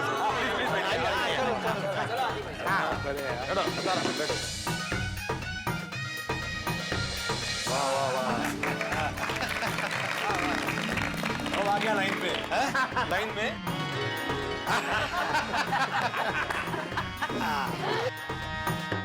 हाँ तो बताओ बेटे, रिपेयरिंग का काम कब और कैसे शुरू करना है? हाँ, सबसे पहले हमें सोसाइटी रिपेयरिंग के लिए फंड जमा करना पड़ेगा।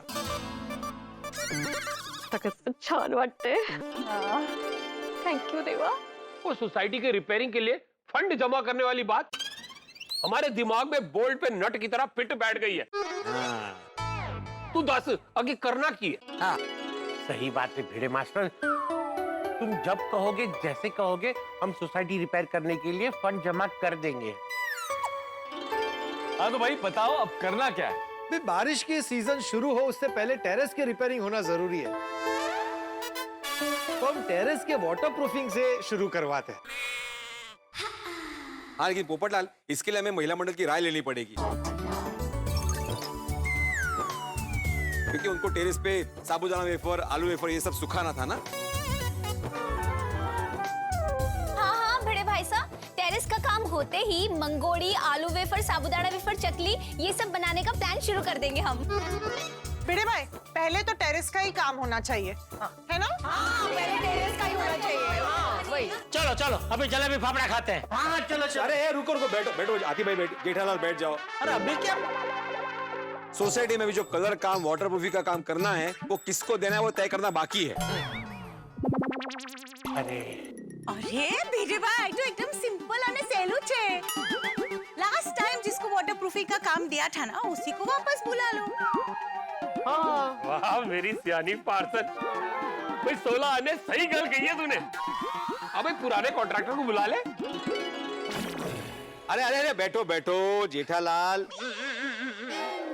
पिछली बार जिस कॉन्ट्रैक्टर को हमने काम दिया था उसने काम ठीक से नहीं किया था। हाँ yes, he was not efficient. तो पिछली बार जितने कॉन्ट्रैक्टर्स को शॉर्टलिस्ट किया था उनमें से किसी एक को फोन करके बुला लो। ये भी करेक्ट है। मेहता साहब बीच में मैंने कोटेशन का आइडिया निकालने के लिए सबको बारी बारी फोन किया था, तो एक ने फोन नहीं उठाया और एक जो है वो ठीक से जवाब ही नहीं दे रहा है। अरे ठीक से जवाब नहीं दे रहा है तो घगला भी ना खाना। घगला भी मतलब? हाँ? मतलब ज्यादा डांटना।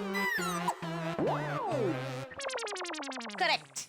क्या करेक्ट? ऐसे किसी को डांटना नहीं चाहिए। नहीं, डांटने को करेक्ट नहीं बोल रही हूँ। घगला भी नाकनो मतलब डांटना होता है, वो उसके लिए करेक्ट बोल रही हूँ। अच्छा तो बराबर। हाँ जेठालाल, मैं से 2-3 बार डांट चुका हूँ भाई, लेकिन कोई फायदा नहीं है। मैं काम करता हूँ, उसका नंबर तुम्हें देता हूँ, तुम अपने हिसाब से बात करना। हाँ?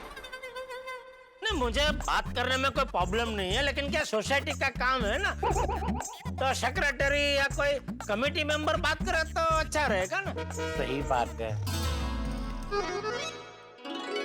अरे पर पुराने कॉन्ट्रैक्टर को क्यों बुलाना है? किसी नए कॉन्ट्रैक्टर को बुलाते हैं। हम उसे काम देंगे जो क्वालिटी काम करता हो। हाँ, दैट्स इम्पोर्टेंट। जो काम भी अच्छा करे और लंबे समय का गारंटी दे। पर सस्ते के चक्कर में क्वालिटी कॉम्प्रोमाइज नहीं होनी चाहिए। भिड़े मास्टर, तुम भी कोई अच्छा कलर काम और वाटर प्रूफिंग करने वाले को बुला के काम करा लो। नहीं, मैं तो ढूंढूंगा याती भाई, लेकिन सोसाइटी हम सब की है, तो आप सब भी अच्छा वाटर प्रूफिंग करने वाला ढूंढ के लाएंगे। हर बार तुम ही करते हो ना, तो इस बार भी तुम ही कर दो, हम सब कुछ चलेगा। हाँ। नहीं मेहता साहब, ऐसा नहीं चलेगा। फिर कोई प्रॉब्लम होता है ना तो सब मुझे ही बोलते हैं। नहीं, भिड़ा की बात सही है। हमें अलग अलग कॉन्ट्रैक्टरों से टेंडर मंगवाना चाहिए, और जिसका टेंडर हमें सबसे अच्छा लगेगा, सही लगेगा, उसे हम फाइनल कर देंगे। बराबर ना? हाँ बराबर। बेटा, पर भिड़े मास्टर, मेरी जान पहचान में तो कोई नहीं है। सुड़ी, तेरी पहचान में कोई नहीं है? हम मेरी पहचान का बंदा तो है। कौन? अरे अपने सुक्की चाचू का बेटा। अरे वाह, घर के ही है। हम करता है ना कलर काम और वाटर प्रूफिंग। तो भाई बुला ना उसे। हाँ बुला लो बुला लो। वो यहाँ नहीं आ सकता। क्योंकि वो कनाडा शिफ्ट हो गया।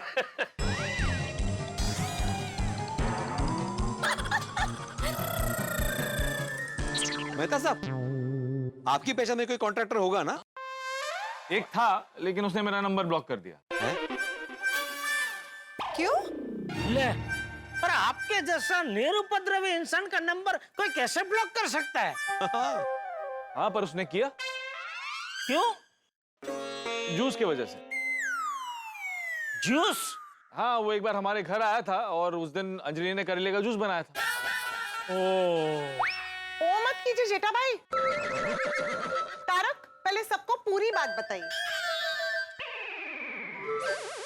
मैंने तारक के लिए करेले का जूस बनाया था और उनके लिए ऑरेंज जूस बनाया था। मैं 2 मिनट किचन में क्या गई तो इन्होंने ऑरेंज जूस खुद पी लिया और कच्ची कैरी का बोल के करेले का जूस उन्हें पिला दिया।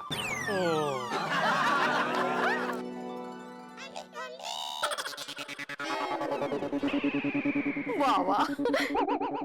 नहीं बरोबर नहीं किया उन्होंने। रतन भाई, आपकी पहचान में कोई है? है, वो भूतनाथ है, पर अभी अभी वो गाँव गया। अच्छा, वो पोपटलाल। हाँ? तुमने बोला था कि सबसे टेंडर मंगवाते हैं, तो तुम भी तो कोई सजेशन दो। तुम्हारी पहचान में कोई नहीं है? हाँ पोपट भाई, ये पहचान में 1-2 कॉन्ट्रैक्टर, पर उन्होंने मुझसे झगड़ा कर लिया। उन्होंने? अरे अरे अरे पोपटलाल, तुम्हारे जैसे वो क्या कहते हैं, निहायत ही सज्जन इंसान के साथ कोई झगड़ा कैसे कर सकता है? तो कर लिया। फिर मैंने उनका नंबर ही डिलीट कर दिया। तो मेरी पहचान में तो कोई कॉन्ट्रैक्टर नहीं है, तू ही ढूंढ लेना भाई। पोपट भाऊजी, ये काय बरोबर नहीं है। हाँ, अभी आप भिड़े भाई को ही काम सौंप रहे हो। पोपट भाई, केवू पड़े टमारू।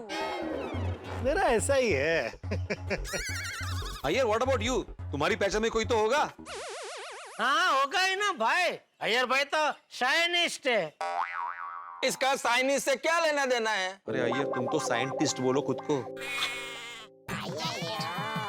इसका साइंटिस्ट से क्या लेना देना है? समझाता हूँ। अभी आप लोग रॉकेट बनाते हो, बराबर है? वो रॉकेट का कलर मारते हो, वो कलर कितना पक्का होता है, कितना जबरदस्त होता है। क्योंकि जब रॉकेट उड़ता है तो नीचे एकदम आग आग आग होती है। फिर रॉकेट वो पानी से भरे बादलों को चीरते हुए अवकाश में जाता है। अवकाश शून्य हो जाता है, लेकिन कलर नहीं निकलता। इसलिए मैं तो कहता हूँ, हम हमारी सोसाइटी को भी वो जो रॉकेट पे लगता है ना, वैसा वाला कलर लगाते हैं। तो क्या है कि आंधी आए, तूफान आए, आग लगे, हमारी सोसाइटी का कलर जाएगा ही नहीं। रॉकेट का कलर सोसाइटी को लगाते हैं, फिर सोसाइटी भी रॉकेट के जैसे उड़ेगा, चलेगा? क्या बोल रहे हो अय्यर भाई? चालू कितने किया? अरे ओ अय्यर, जेठालाल, तुम लोग क्या मजाक कर रहे हो भाई? सीरियसली कुछ सोचो ना भाई। हाँ। आत्माराम, जेठालाल को बोलो ना जेठालाल तो बिजनेसमैन है, इसके पहचान में कोई तो होगा। हाँ जेठा जी, आपकी नजर में तो कोई ना कोई तो होगा ही ना, कोई नहीं है? अरे नहीं नहीं है ना, एक क्या बहुत है। तो ग्रेट, आप ही ले आइए ना।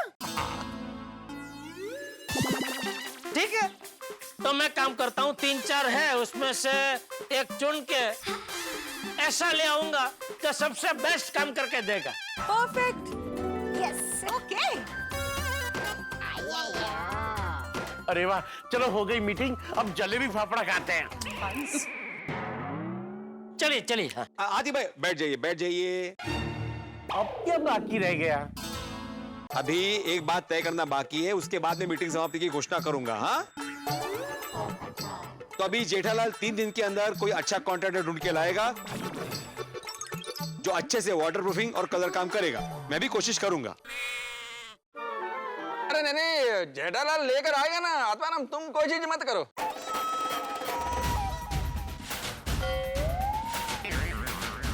कोई बात नहीं यार भाई, ढूंढने दो, उसका भी ढूंढने दो,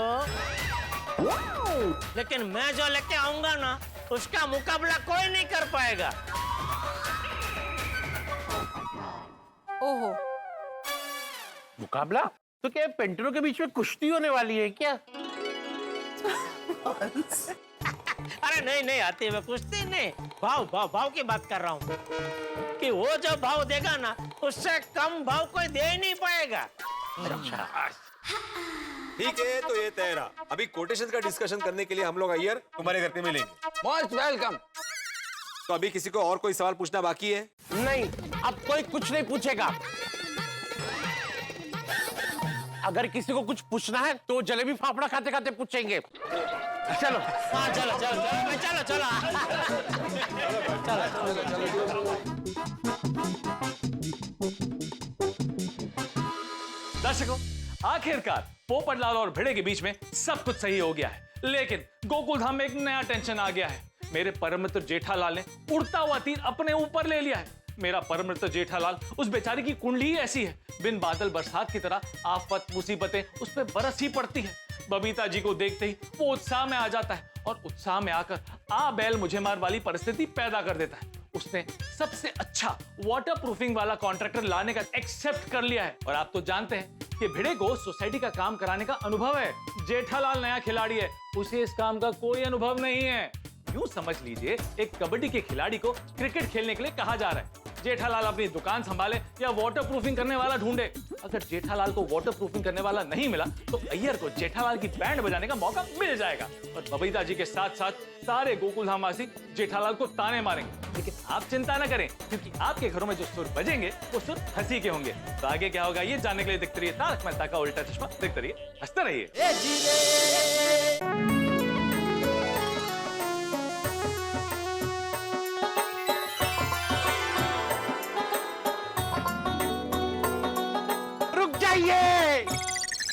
जलेबी फाफड़ा कोई नहीं खाएगा।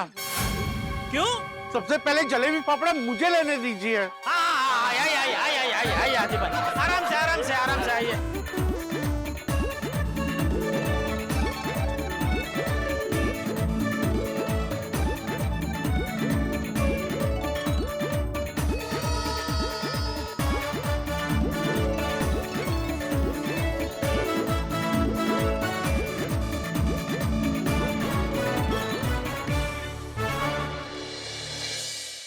सबके डिश में है ना, आज किसी की डिश खाली नहीं रहनी चाहिए।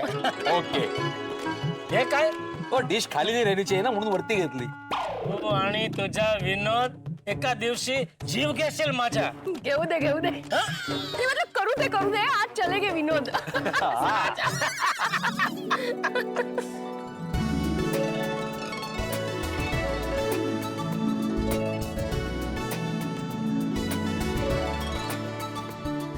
अरे वाह, दोनों एक दूसरे को जलेबी खिला रहे हैं। मतलब बाबा और पोपट अंकल के बीच में सुलह हो गई है।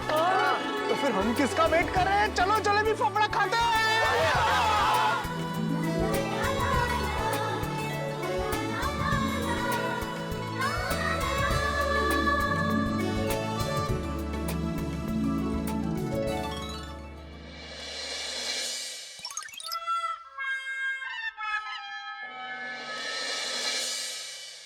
क्या गला है? इतने परेशान क्यों दिख रहे हैं आप? नहीं नहीं नहीं, मैं बिल्कुल परेशान नहीं हूँ।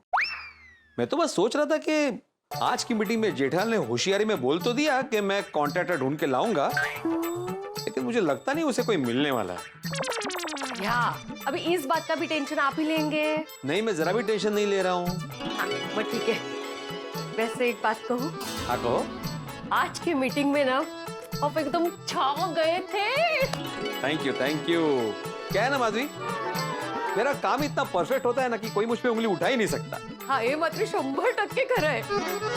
आपने सबको एक के बाद एक घटना ऐसे याद दिलाई, ऐसा लगा सबके सब एक ही बॉल में आउट। हाँ, पता है माधवी, जब मैं स्कूल में था ना तब मैं मॉनिटर हुआ करता था। तब मुझे मॉनिटर पद से हटाने के लिए कुछ शरारती विद्यार्थियों ने कोशिश की थी, लेकिन उस वक्त वो ऐसे ही मार खा गए थे। अरे हमारे जमाने में कॉलेज में कलर वाला नहीं है, वाटरप्रूफ वाले को ढूंढना है ना आपको? हाँ हाँ, वो तो मैं ढूंढ लूंगा माधवी, मुझे उसकी चिंता नहीं है। मुझे चिंता भी जेठालाल की है, वो ढूंढ पाएगा कि नहीं। अभी सोच रहा होगा कि क्या करूं। क्या हुआ? जलेबी फाफड़ा मिस कर रहे हो? नहीं, अभी खाए ना इतना सा। वही तो, अभी जो आपने इतना सा खाया है तो आपके चेहरे पे तो खुशी होनी चाहिए। ये चिंता किस बात की? अंजलि, मुझे तो हमेशा दो ही बातों की चिंता सताती है। पहला कि डाइट फूड में क्या खाऊंगा, और दूसरा, मुझे पता है। कितनी समझदार हो तुम। मुझे जेठालाल की बहुत चिंता हो रही है। जेठा भाई? हाँ, तुम क्या समझी? वही जेठा भाई। लेकिन आपको उनकी चिंता क्यों हो रही है? जेठालाल ने जोश जोश में ये तो बोल दिया कि वो वाटर प्रूफिंग और कलर का काम कराने वाला लेकर आएगा। हाँ, तो ठीक है, वो लेकर आएंगे, आपसे थोड़ी करवाएंगे। जेठालाल अपनी कुंडली भूल गया है। अगर उसे कोई नहीं मिला ना तो वो टेंशन तो लेगा ही, लेकिन साथ में मुझे भी टेंशन देगा। अरे वो क्या है, वो टेरेस से नीचे के फ्लैट में लीकेज हो रहा है, तो टेरेस में वाटर प्रूफिंग का काम करवाना है। तो आपने कुछ टाइम पहले करवाया था ना? हाँ करवाया था, लेकिन तो काफी टाइम हो गया। अच्छा, तो करवाने के बाद कोई दिक्कत तो नहीं हुआ ना? बिल्कुल नहीं, बहुत अच्छा काम करके गया वो। गया मतलब कहाँ गया? गांव। कोविड में वो गांव चला गया। ओ अच्छा, तो उसके जैसा और कोई है ये वाटर प्रूफिंग करने वाला? अरे हाँ, मुल्ली भाई ने भी बीच में काम करवाया था, उनसे पूछिए। ओके ओके ओके, ठीक है ठीक है, ओके ओके ओके। बोलिए बोलिए जेठा भाई। हाँ मुर्जी भाई, वो कुछ टाइम पहले आपने अपने टेरेस पे वाटर प्रूफिंग का काम करवाया था ना? हाँ हाँ करवाया था। हाँ, तो उसका नंबर जरा दीजिए ना मुझे। अरे उसका नंबर तो मैंने डिलीट कर दिया। क्यों? वो हमें चूना लगा करके चला गया।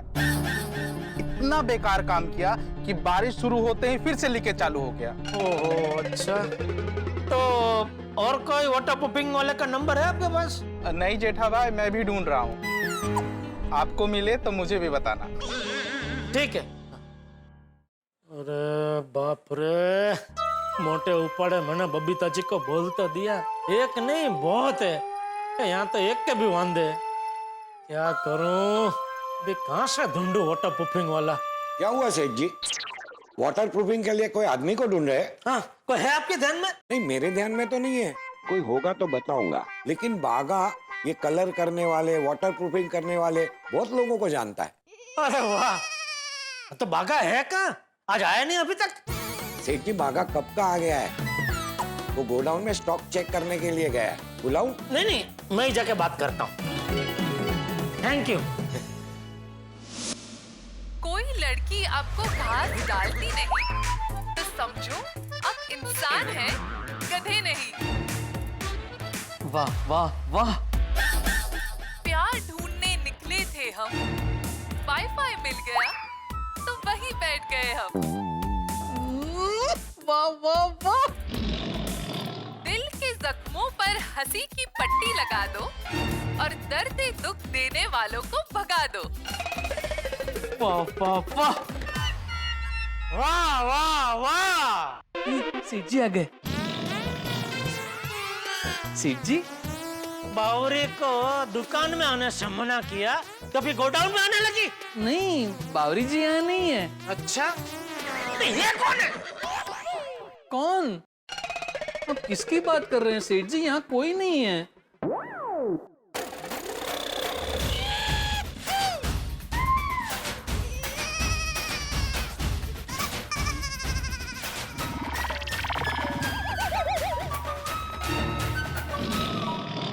इतनी जल्दी कहाँ छुप गई? अरे लेकिन बावरी जी यहाँ नहीं है। तो तू अभी किससे बात कर रहा था? बावरी जी से। जाओ जाओ जाओ जाओ जाओ। मतलब फोन पे। मैंने उन्हें फोन किया नहीं था, वॉइस नोट पे बातचीत चल रही थी। ये देखिए बावरी जी का एक और वॉइस नोट आया। लगता है उन्होंने एक और शायरी भेजी है।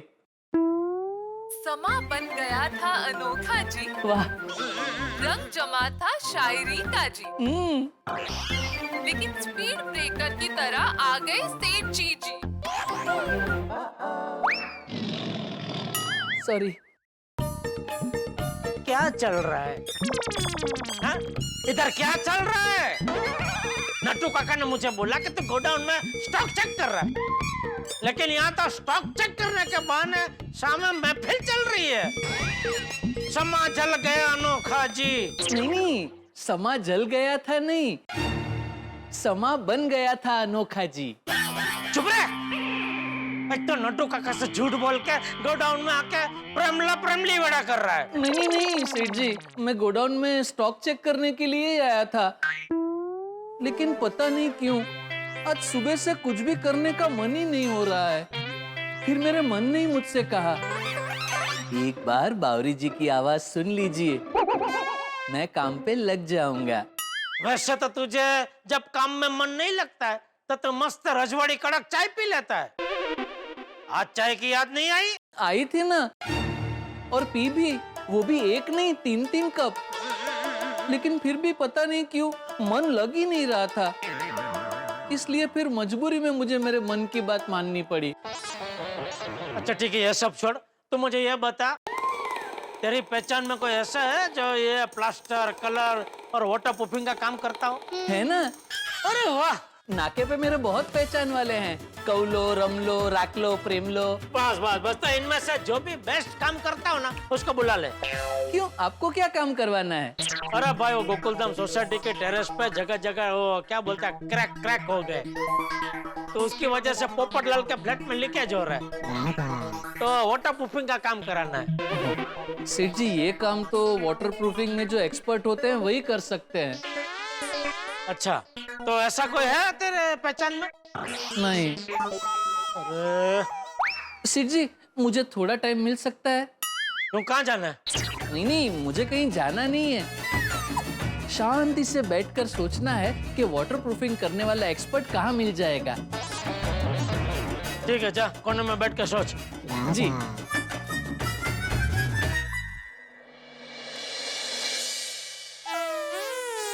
अरे सब खो खो ही खेल रहे हैं।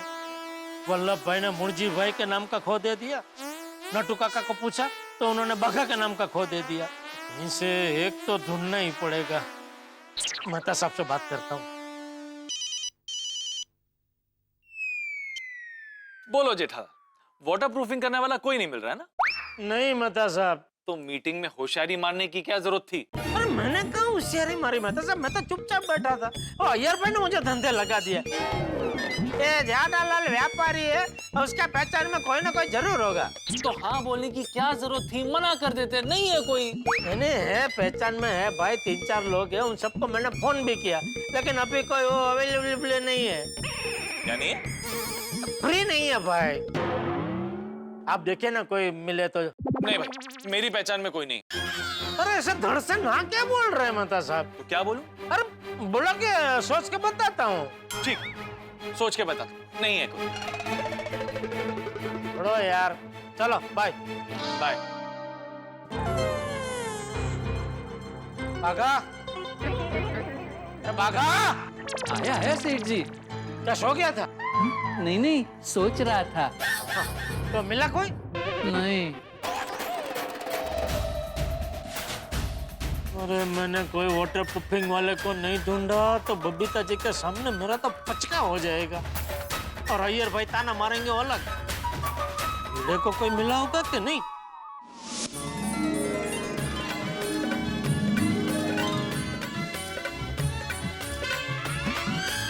Yes yes yes. अभिनंदन अभिनंदन, मैं पूरन पोली बनाती हूँ। थाम थाम थाम, किस बात के लिए अभिनंदन? आपको अवार्ड मिला ना? कौन सा अवार्ड? ओ अभी आप गर्व से सीना तानकर ऐसे खड़े हुए, फिर मुस्कुराए और फिर यस यस यस ऐसे किया, तो मुझे लगा आपको अवार्ड मिला है। नहीं नहीं, मुझे कोई अवार्ड नहीं मिला है माधवी, मैं तो कोटेशन देख के खुश हुआ। कोटेशन देखकर इतनी खुशी? हाँ, क्योंकि जिन्होंने ये कोटेशन दिया है ना, उनके जैसा बजट और अनुभव किसी के पास नहीं है। ओहो, अभी इसको जाके मीटिंग में प्रेजेंट करता हूँ। चलो माधवी। मुझे भी आना है मीटिंग में। तुम्हें नहीं आना है, मैं जा रहा हूँ मीटिंग में अय्यर के घर। दर्शकों, आखिरकार गोकुल धाम में सीज फायर हो गया है। कुछ दिन पहले भिड़े और पोपटलाल और भिड़े और जेठालाल एक दूसरे पर शब्दों के मिसाइल और चैलेंज के बम चला रहे थे। अब पोपटलाल, भिड़े और जेठालाल के बीच सीज फायर हो गया है, सब कुछ रुक गया है, सब शांत हो गया है। सच में गोकुल धाम सोसाइटी गोलगप्पे की तरह है, जिसमें तीखा, मीठा, खट्टा, आहा हर रस होता है। वैसे ही गोकुल धाम सोसाइटी में नोक झोंक, तू मैं, एकता, खुशियां, प्यार, भाईचारा, हर तरह का जीवन रस है। पर एक मिनट, गोकुल धाम में जब हमारी गोकुल धाम सोसाइटी की सुख शांति की हम प्रार्थना करते हैं, तब टेंशन, मुसीबतें हमारे साथ T20 खेलने आ जाते हैं। इसलिए इस बार हम नहीं, आप लोग प्रार्थना कीजिए, शायद भगवान आपकी प्रार्थना सुन ले। अब कल के एपिसोड में सुख शांति मिले या टेंशन, इतना तो पक्का है कि हंगामा और धमाका जरूर होगा। तो आगे क्या होगा ये जानने के लिए देखते रहिए तारक मेहता का उल्टा चश्मा। देखते रहिए, हंसते रहिए।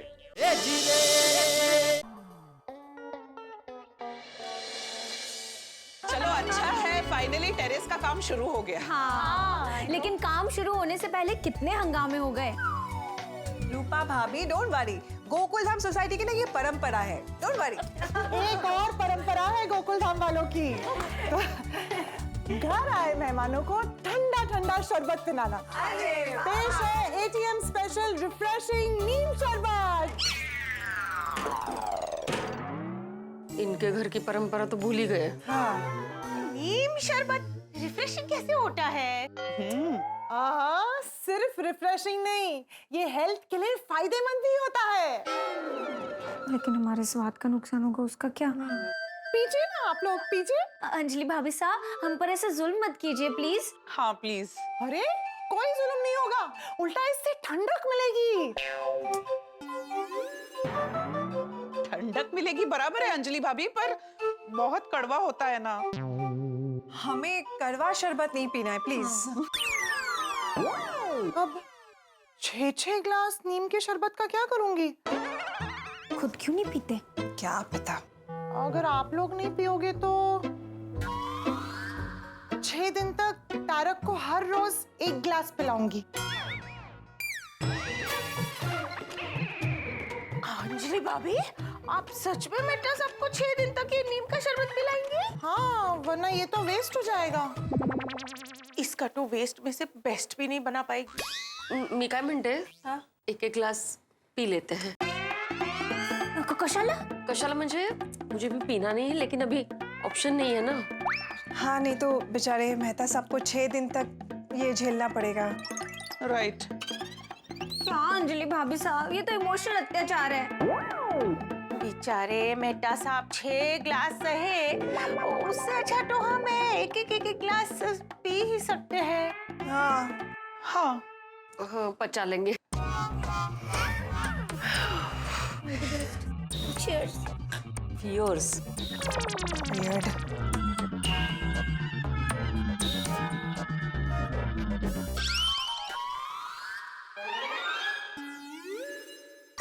अप्रैल फूल, कैसा लगा कच्ची कैरी का शरबत? बढ़िया। अंजलि भाभी, आपने तो हमें डरा ही दिया था। हाँ, क्योंकि हंसी मजाक भी तो हमारी गोकुल धाम की परंपरा है। हाँ, चलो अच्छा है, अब जैसे ही टेरेस का काम खत्म हो जाएगा, हम आलू, साबुदाना वेफर, मंगोड़ी ये सब बनाना शुरू कर देंगे। हाँ, और अभी तो भीरे भाई की परमिशन की भी जरूरत नहीं है। हाँ, और जल्द ही टेरेस का काम खत्म हो जाएगा। पोपटलाल, तुम्हारे घर के सीलिंग का काम हो गया है और टेरेस का वाटर प्रूफिंग का भी काम हो गया है। तो अभी मैं महिला मंडल को बोल देता हूँ कि उनको जो सुखाना है ना, आलू, साबुदाना वेफर्स, वो सुखा सकते हैं। आत्माराम, अभी फोन करके बता दो। बेटा, मेरी बहनों को बोलना कि वो लोग जो आइटम्स बना रहे हैं ना, वो सब मेरे लिए भी बना है। That goes without saying Popatlal, वो तो बनाएंगे ही तुम्हारे लिए, नहीं तो तुम उनकी दुनिया नहीं हिला दोगे।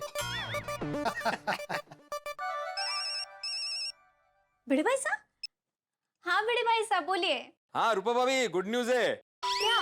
टेरेस के वाटर प्रूफिंग का काम हो चुका है, तो अभी आपको जो सुखाना है, आलू वेफर, साबुदाना वेफर, वो मंगूड़ी सब सुखा सकते हैं। हाँ थैंक यू सो मच भिड़े भाई साहब। मैं अभी हमारी महिला मंडल को फोन करके बता देती हूँ। हाँ बताओ बताओ बताओ।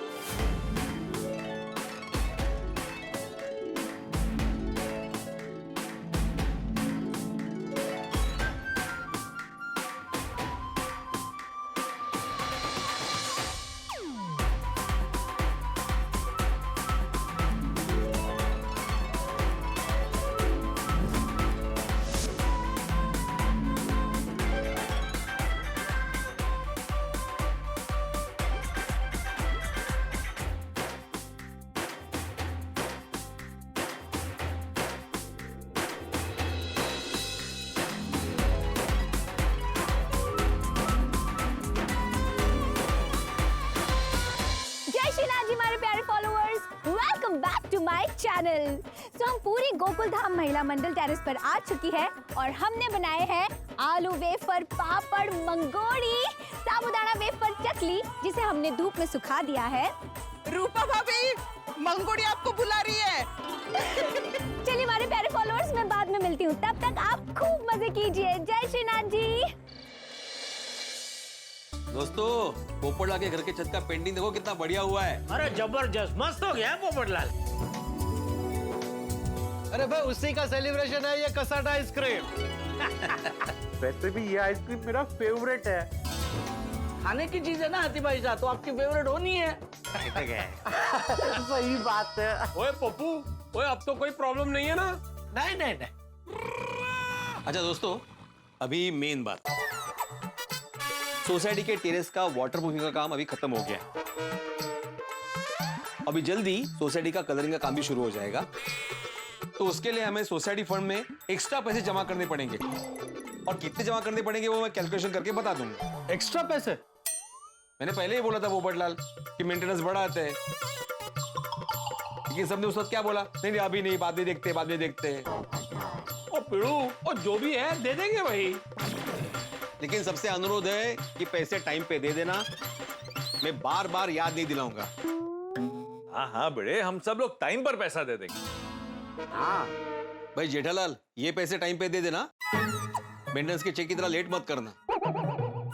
अरे भाई इतने सालों में एक या दो बार मैंने वो मेंटेनेंस का चेक लेट दिया, तू तो वही पकड़ के बार बार सुनाता रहता है भाई। जेठालाल, इतने सालों में एक या दो बार ही तुमने टाइम पे दिया है, बाकी टाइम लेट ही दिया है।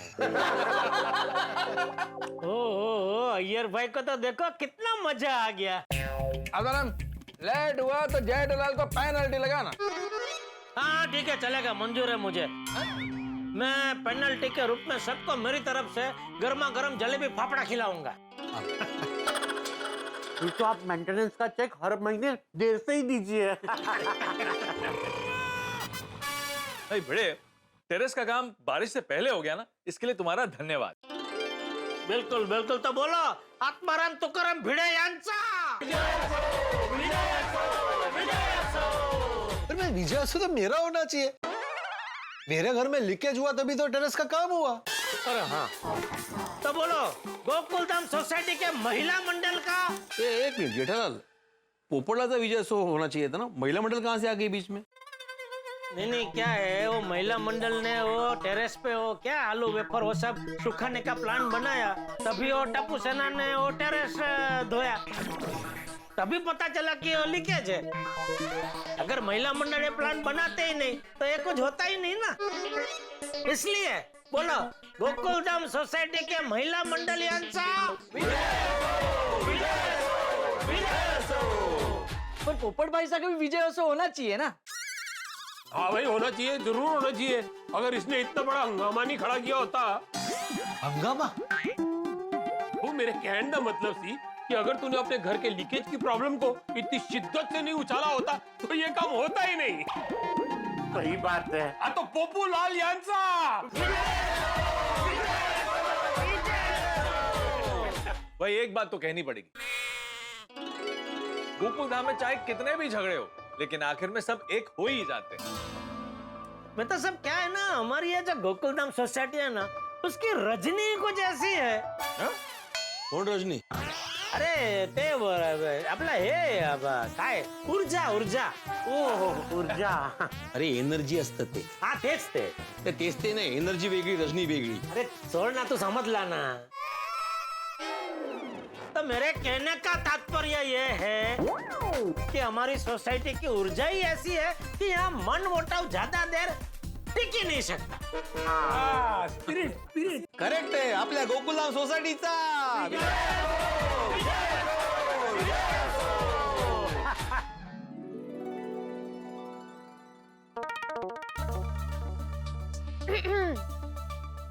मेरे प्यारे पति, अभी अभी तो दोस्तों से मिलकर आए हो. पत्नी के साथ 2 मीठी बातें करने की बजाय अब फोन में खोए हुए हो. लेखक महोदय, किस गहरी सोच में हो आप? अच्छा, समझ गई. मेरे लिए कोई प्यारी सी रोमांटिक कविता सोच रहे हैं ना? सोचिए सोचिए. कविता नहीं, खर्चे का सोच रहा हूं मैं. एक नौकरी पेशा आदमी की व्यथा इसमें देख रहा हूं मैं. ये देखो, ये है मेरा बैंक अकाउंट स्टेटमेंट, जो महीने की पहली तारीख को फूलों सा खिल जाता है और आखिरी तारीख आते आते पतझड़ के पत्तों जैसा हो जाता है. इसे देखकर भला कौन रोमांटिक हो सकता है? ऐसे में कोई शब्दों से क्या लिखे. जब अंकों का गणित सामने आता है तब अंदर का लेखक सो जाता है. आप ऐसी बहकी बहकी बातें क्यों कर रहे हैं? क्योंकि एक मध्यम वर्गीय इंसान को हमेशा खर्चे की चिंता सताती है. पर आपको ऐसे कौन से खर्चे की चिंता है? और मैं तो हमेशा वेस्ट में से बेस्ट बना के हर चीज का उपयोग करती हूँ. मेरे तो ज्यादा खर्चे भी नहीं है. अंजलि, तुम्हारा नहीं, सोसाइटी का. इस बार सोसाइटी रिपेयरिंग का बहुत बड़ा खर्चा है, इसलिए हमने जो घूमने जाने का प्लान किया था वो कैंसिल करना पड़ेगा. क्या?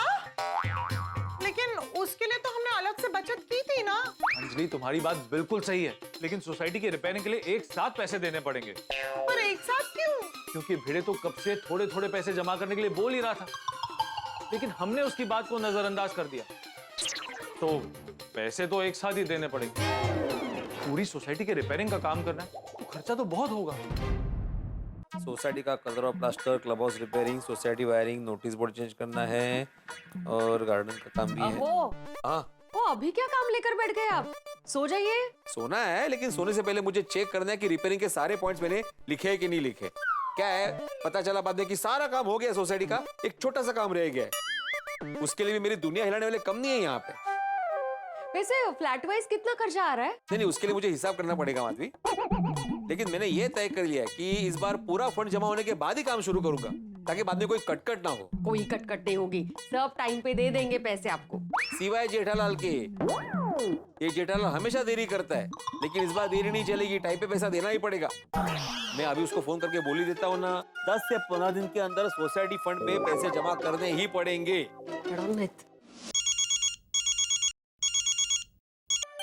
अरे भाई भिड़े, मुझसे इतना प्यार मत कर दोस्त.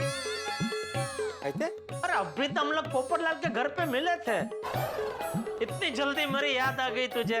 जेठालाल, सोसाइटी के काम के लिए जल्दी पैसे देने ये बताने के लिए फोन किया तुमको. अरे भाई, तो मैंने तुझे बोला तो सही, मैं टाइम पे पैसे दे दूंगा. वही टाइम बताने के लिए मैंने फोन किया जेठालाल. 10 से 15 दिन के अंदर अंदर सोसाइटी में पैसे देने पड़ेंगे. ठीक है, दे दूंगा. दे दूंगा नहीं, याद से दे देना. मैं काम करता हूँ, मैं अभी आके ना तुझे चेक दे देता हूँ. नहीं, अभी मुझे चेक मत देना. क्यों, अभी क्यों नहीं? अरे क्योंकि पर फ्लैट कितना पैसा जमा करना पड़ेगा वो हिसाब करना बाकी है भाई. जैसे रकम पता चलेगी मैं तुम्हें बोल दूंगा, तुम चेक दे देना. तो ठीक है ना, मैं तुझे एक काम करता हूँ, अभी कोरा चेक दे देता हूँ. फिर जो भी रकम आएगी पर फ्लैट की, वो तो उसमें भर देना. उसकी जरूरत नहीं है जेठालाल. नहीं भाई, जरूरत है. कल करे सो आज कर, आज करे सो अब. ये देख, ये चेकबुक भी मिल गई है, मैं भी चेक बना के. चल ठीक है, तू जैसा बोलते वैसा ही करते हैं. तू मुझे रकम बता ना, वो हिसाब से मैं चेक बना के तुझे फिर दे दूंगा. ठीक है? क्या हुआ, चेकबुक में चेक नहीं है। तूने क्या मेरे घर में सीसीटीवी कैमरा फिट किया है क्या? उसकी जरूरत ही नहीं है जेठालाल। अरे तुला चांगलाच ओळखतो मी बाबा, तुम्हारी रग रग से वाकिफ हूँ मैं। अच्छा हुआ ना मैंने तुम्हें फोन करके याद दिलाया, हाँ? वरना 10-15 दिन बाद तुम्हें पता चलता कि भिड़े को पैसे देने और चेक ही नहीं है, फिर पैसे देने में और देरी हो जाती। क्या है भाई, तू मुझे रकम बता ना, मैं तुझे तुरंत चेक बना के दे दूंगा, ठीक है? हाँ वो मैं बता दूंगा, लेकिन कल याद से बैंक से चेक बुक मंगवा लेना। होय, आता झोपा आणि झोपू द्या। शुभरात्री। ओके, शुभरात्री। हो गई बात, मिट गई चिंता। चलिए अभी सोने। एक चिंता मिट गई है माधवी, लेकिन दूसरी चिंता अभी बाकी है। दूसरी कौन सी अभी? दूसरी चिंता मतलब वो अभी नहीं है, बाद में है, लेकिन है। क्या बोलता है? माधवी, चिंता है ना खिड़की की तरह होती है। एक खिड़की बंद करो तो दूसरी खुल जाती है, दूसरी बंद करो तो तीसरी खुल जाती है। अभी भी समझ में नहीं आ रहा है, क्या बोल रहे हो आप? अरे बाप हूँ माधवी, एक बाप को बेटे की चिंता होती है ना, वैसे मुझे सोनू के शादी की चिंता हो रही है। ओ, सोनू के शादी के लिए बचत की है हमने, तो खर्चे की चिंता क्यों कर रहे हैं अभी आप? मैं खर्चे की चिंता कर ही नहीं रहा हूँ माधवी, तो सोनू को शादी के बाद अच्छा घर मिले, अच्छा वर मिले, ये चिंता हो रही है मुझे। अहो, उसका सब अच्छा होगा। अभी आप चिंता की खिड़की बंद कीजिए और सोने चलिए। चलिए।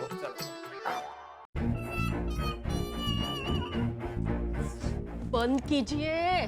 क्या? चिंता की खिड़की जो खुली रखी है वो बंद कीजिए और सो जाइए ना। अरे मैं कोई चिंता नहीं कर रहा हूँ माधवी, मुझे नींद नहीं आ रही है। एक काम करो ना, लोरी गाओ ना मेरे लिए। अभी? अभी मतलब यही वक्त होता है लोरी गाने का। हाँ हाँ, नींद आने के लिए लोरी गाते हैं ना। वो बरोबर है, गाते मी झोपतो। Very good.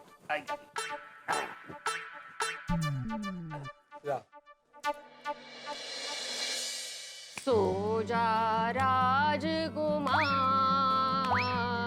सो जा राजकुमार, सो जा राजकुमार, निंदिया रानी।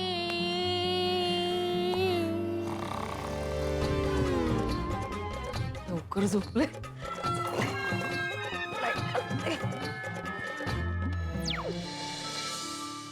दर्शकों, हर मध्यम वर्ग की कहानी हम गोकुलधाम वालों जैसी है, जो छोटी छोटी बचत करके अपनी जिंदगी को आसान बनाने की कोशिश करते हैं, पर मध्यम वर्ग की जेब अचानक आने वाले खर्चों से कटती है। जिंदगी भी ऐसी है, लेकिन मध्यम वर्ग फरियाद करके भी हमेशा खुश रहते हैं, मुस्कुराते हैं, क्योंकि छोटी छोटी बातों में तो खुशियां छिपी है। हमारा गोकुलधाम भी ऐसा है, छोटी छोटी खुशियों से भरा हुआ महासागर। गोकुलधाम में रेनोवेशन को लेकर कितने हंगामे हुए, लेकिन आखिरकार गोकुलधाम वालों की ट्रेन खुशियों की पटरी पे फिर से लौट आई। लेकिन ये गोकुलधाम है, यहाँ पर अगर खुशियों की पटरी है तो हंगामों के स्टेशन भी है, और यहाँ पर आने वाले हंगामों के स्टेशन के नाम हमेशा सरप्राइज होते हैं। तो अब सोमवार को कौन सा नया हंगामे का स्टेशन आएगा वो तो आने वाले एपिसोड में पता चल ही जाएगा, लेकिन इतना बता दूं, हमारे गोकुलधाम के रतन सिंह बिंजोला की साड़ी की दुकान रूपा रतन साड़ी सेंटर में साड़ियों की सेल लगने वाली है, जहां बहुत हंगामे होने वाले हैं, जो आपको आपकी हंसी की मंजिल तक जरूर पहुंचाएंगे। तो सोमवार का एपिसोड देखना मत भूलिएगा, क्योंकि यहाँ पर T20 मैच से भी ज्यादा हंसी और ठाकों के चौके छक्के लगने वाले हैं। तो आगे क्या होगा ये जानने के लिए देखते रहिए तारक मेहता का उल्टा चश्मा। देखते रहिए, हंसते रहिए।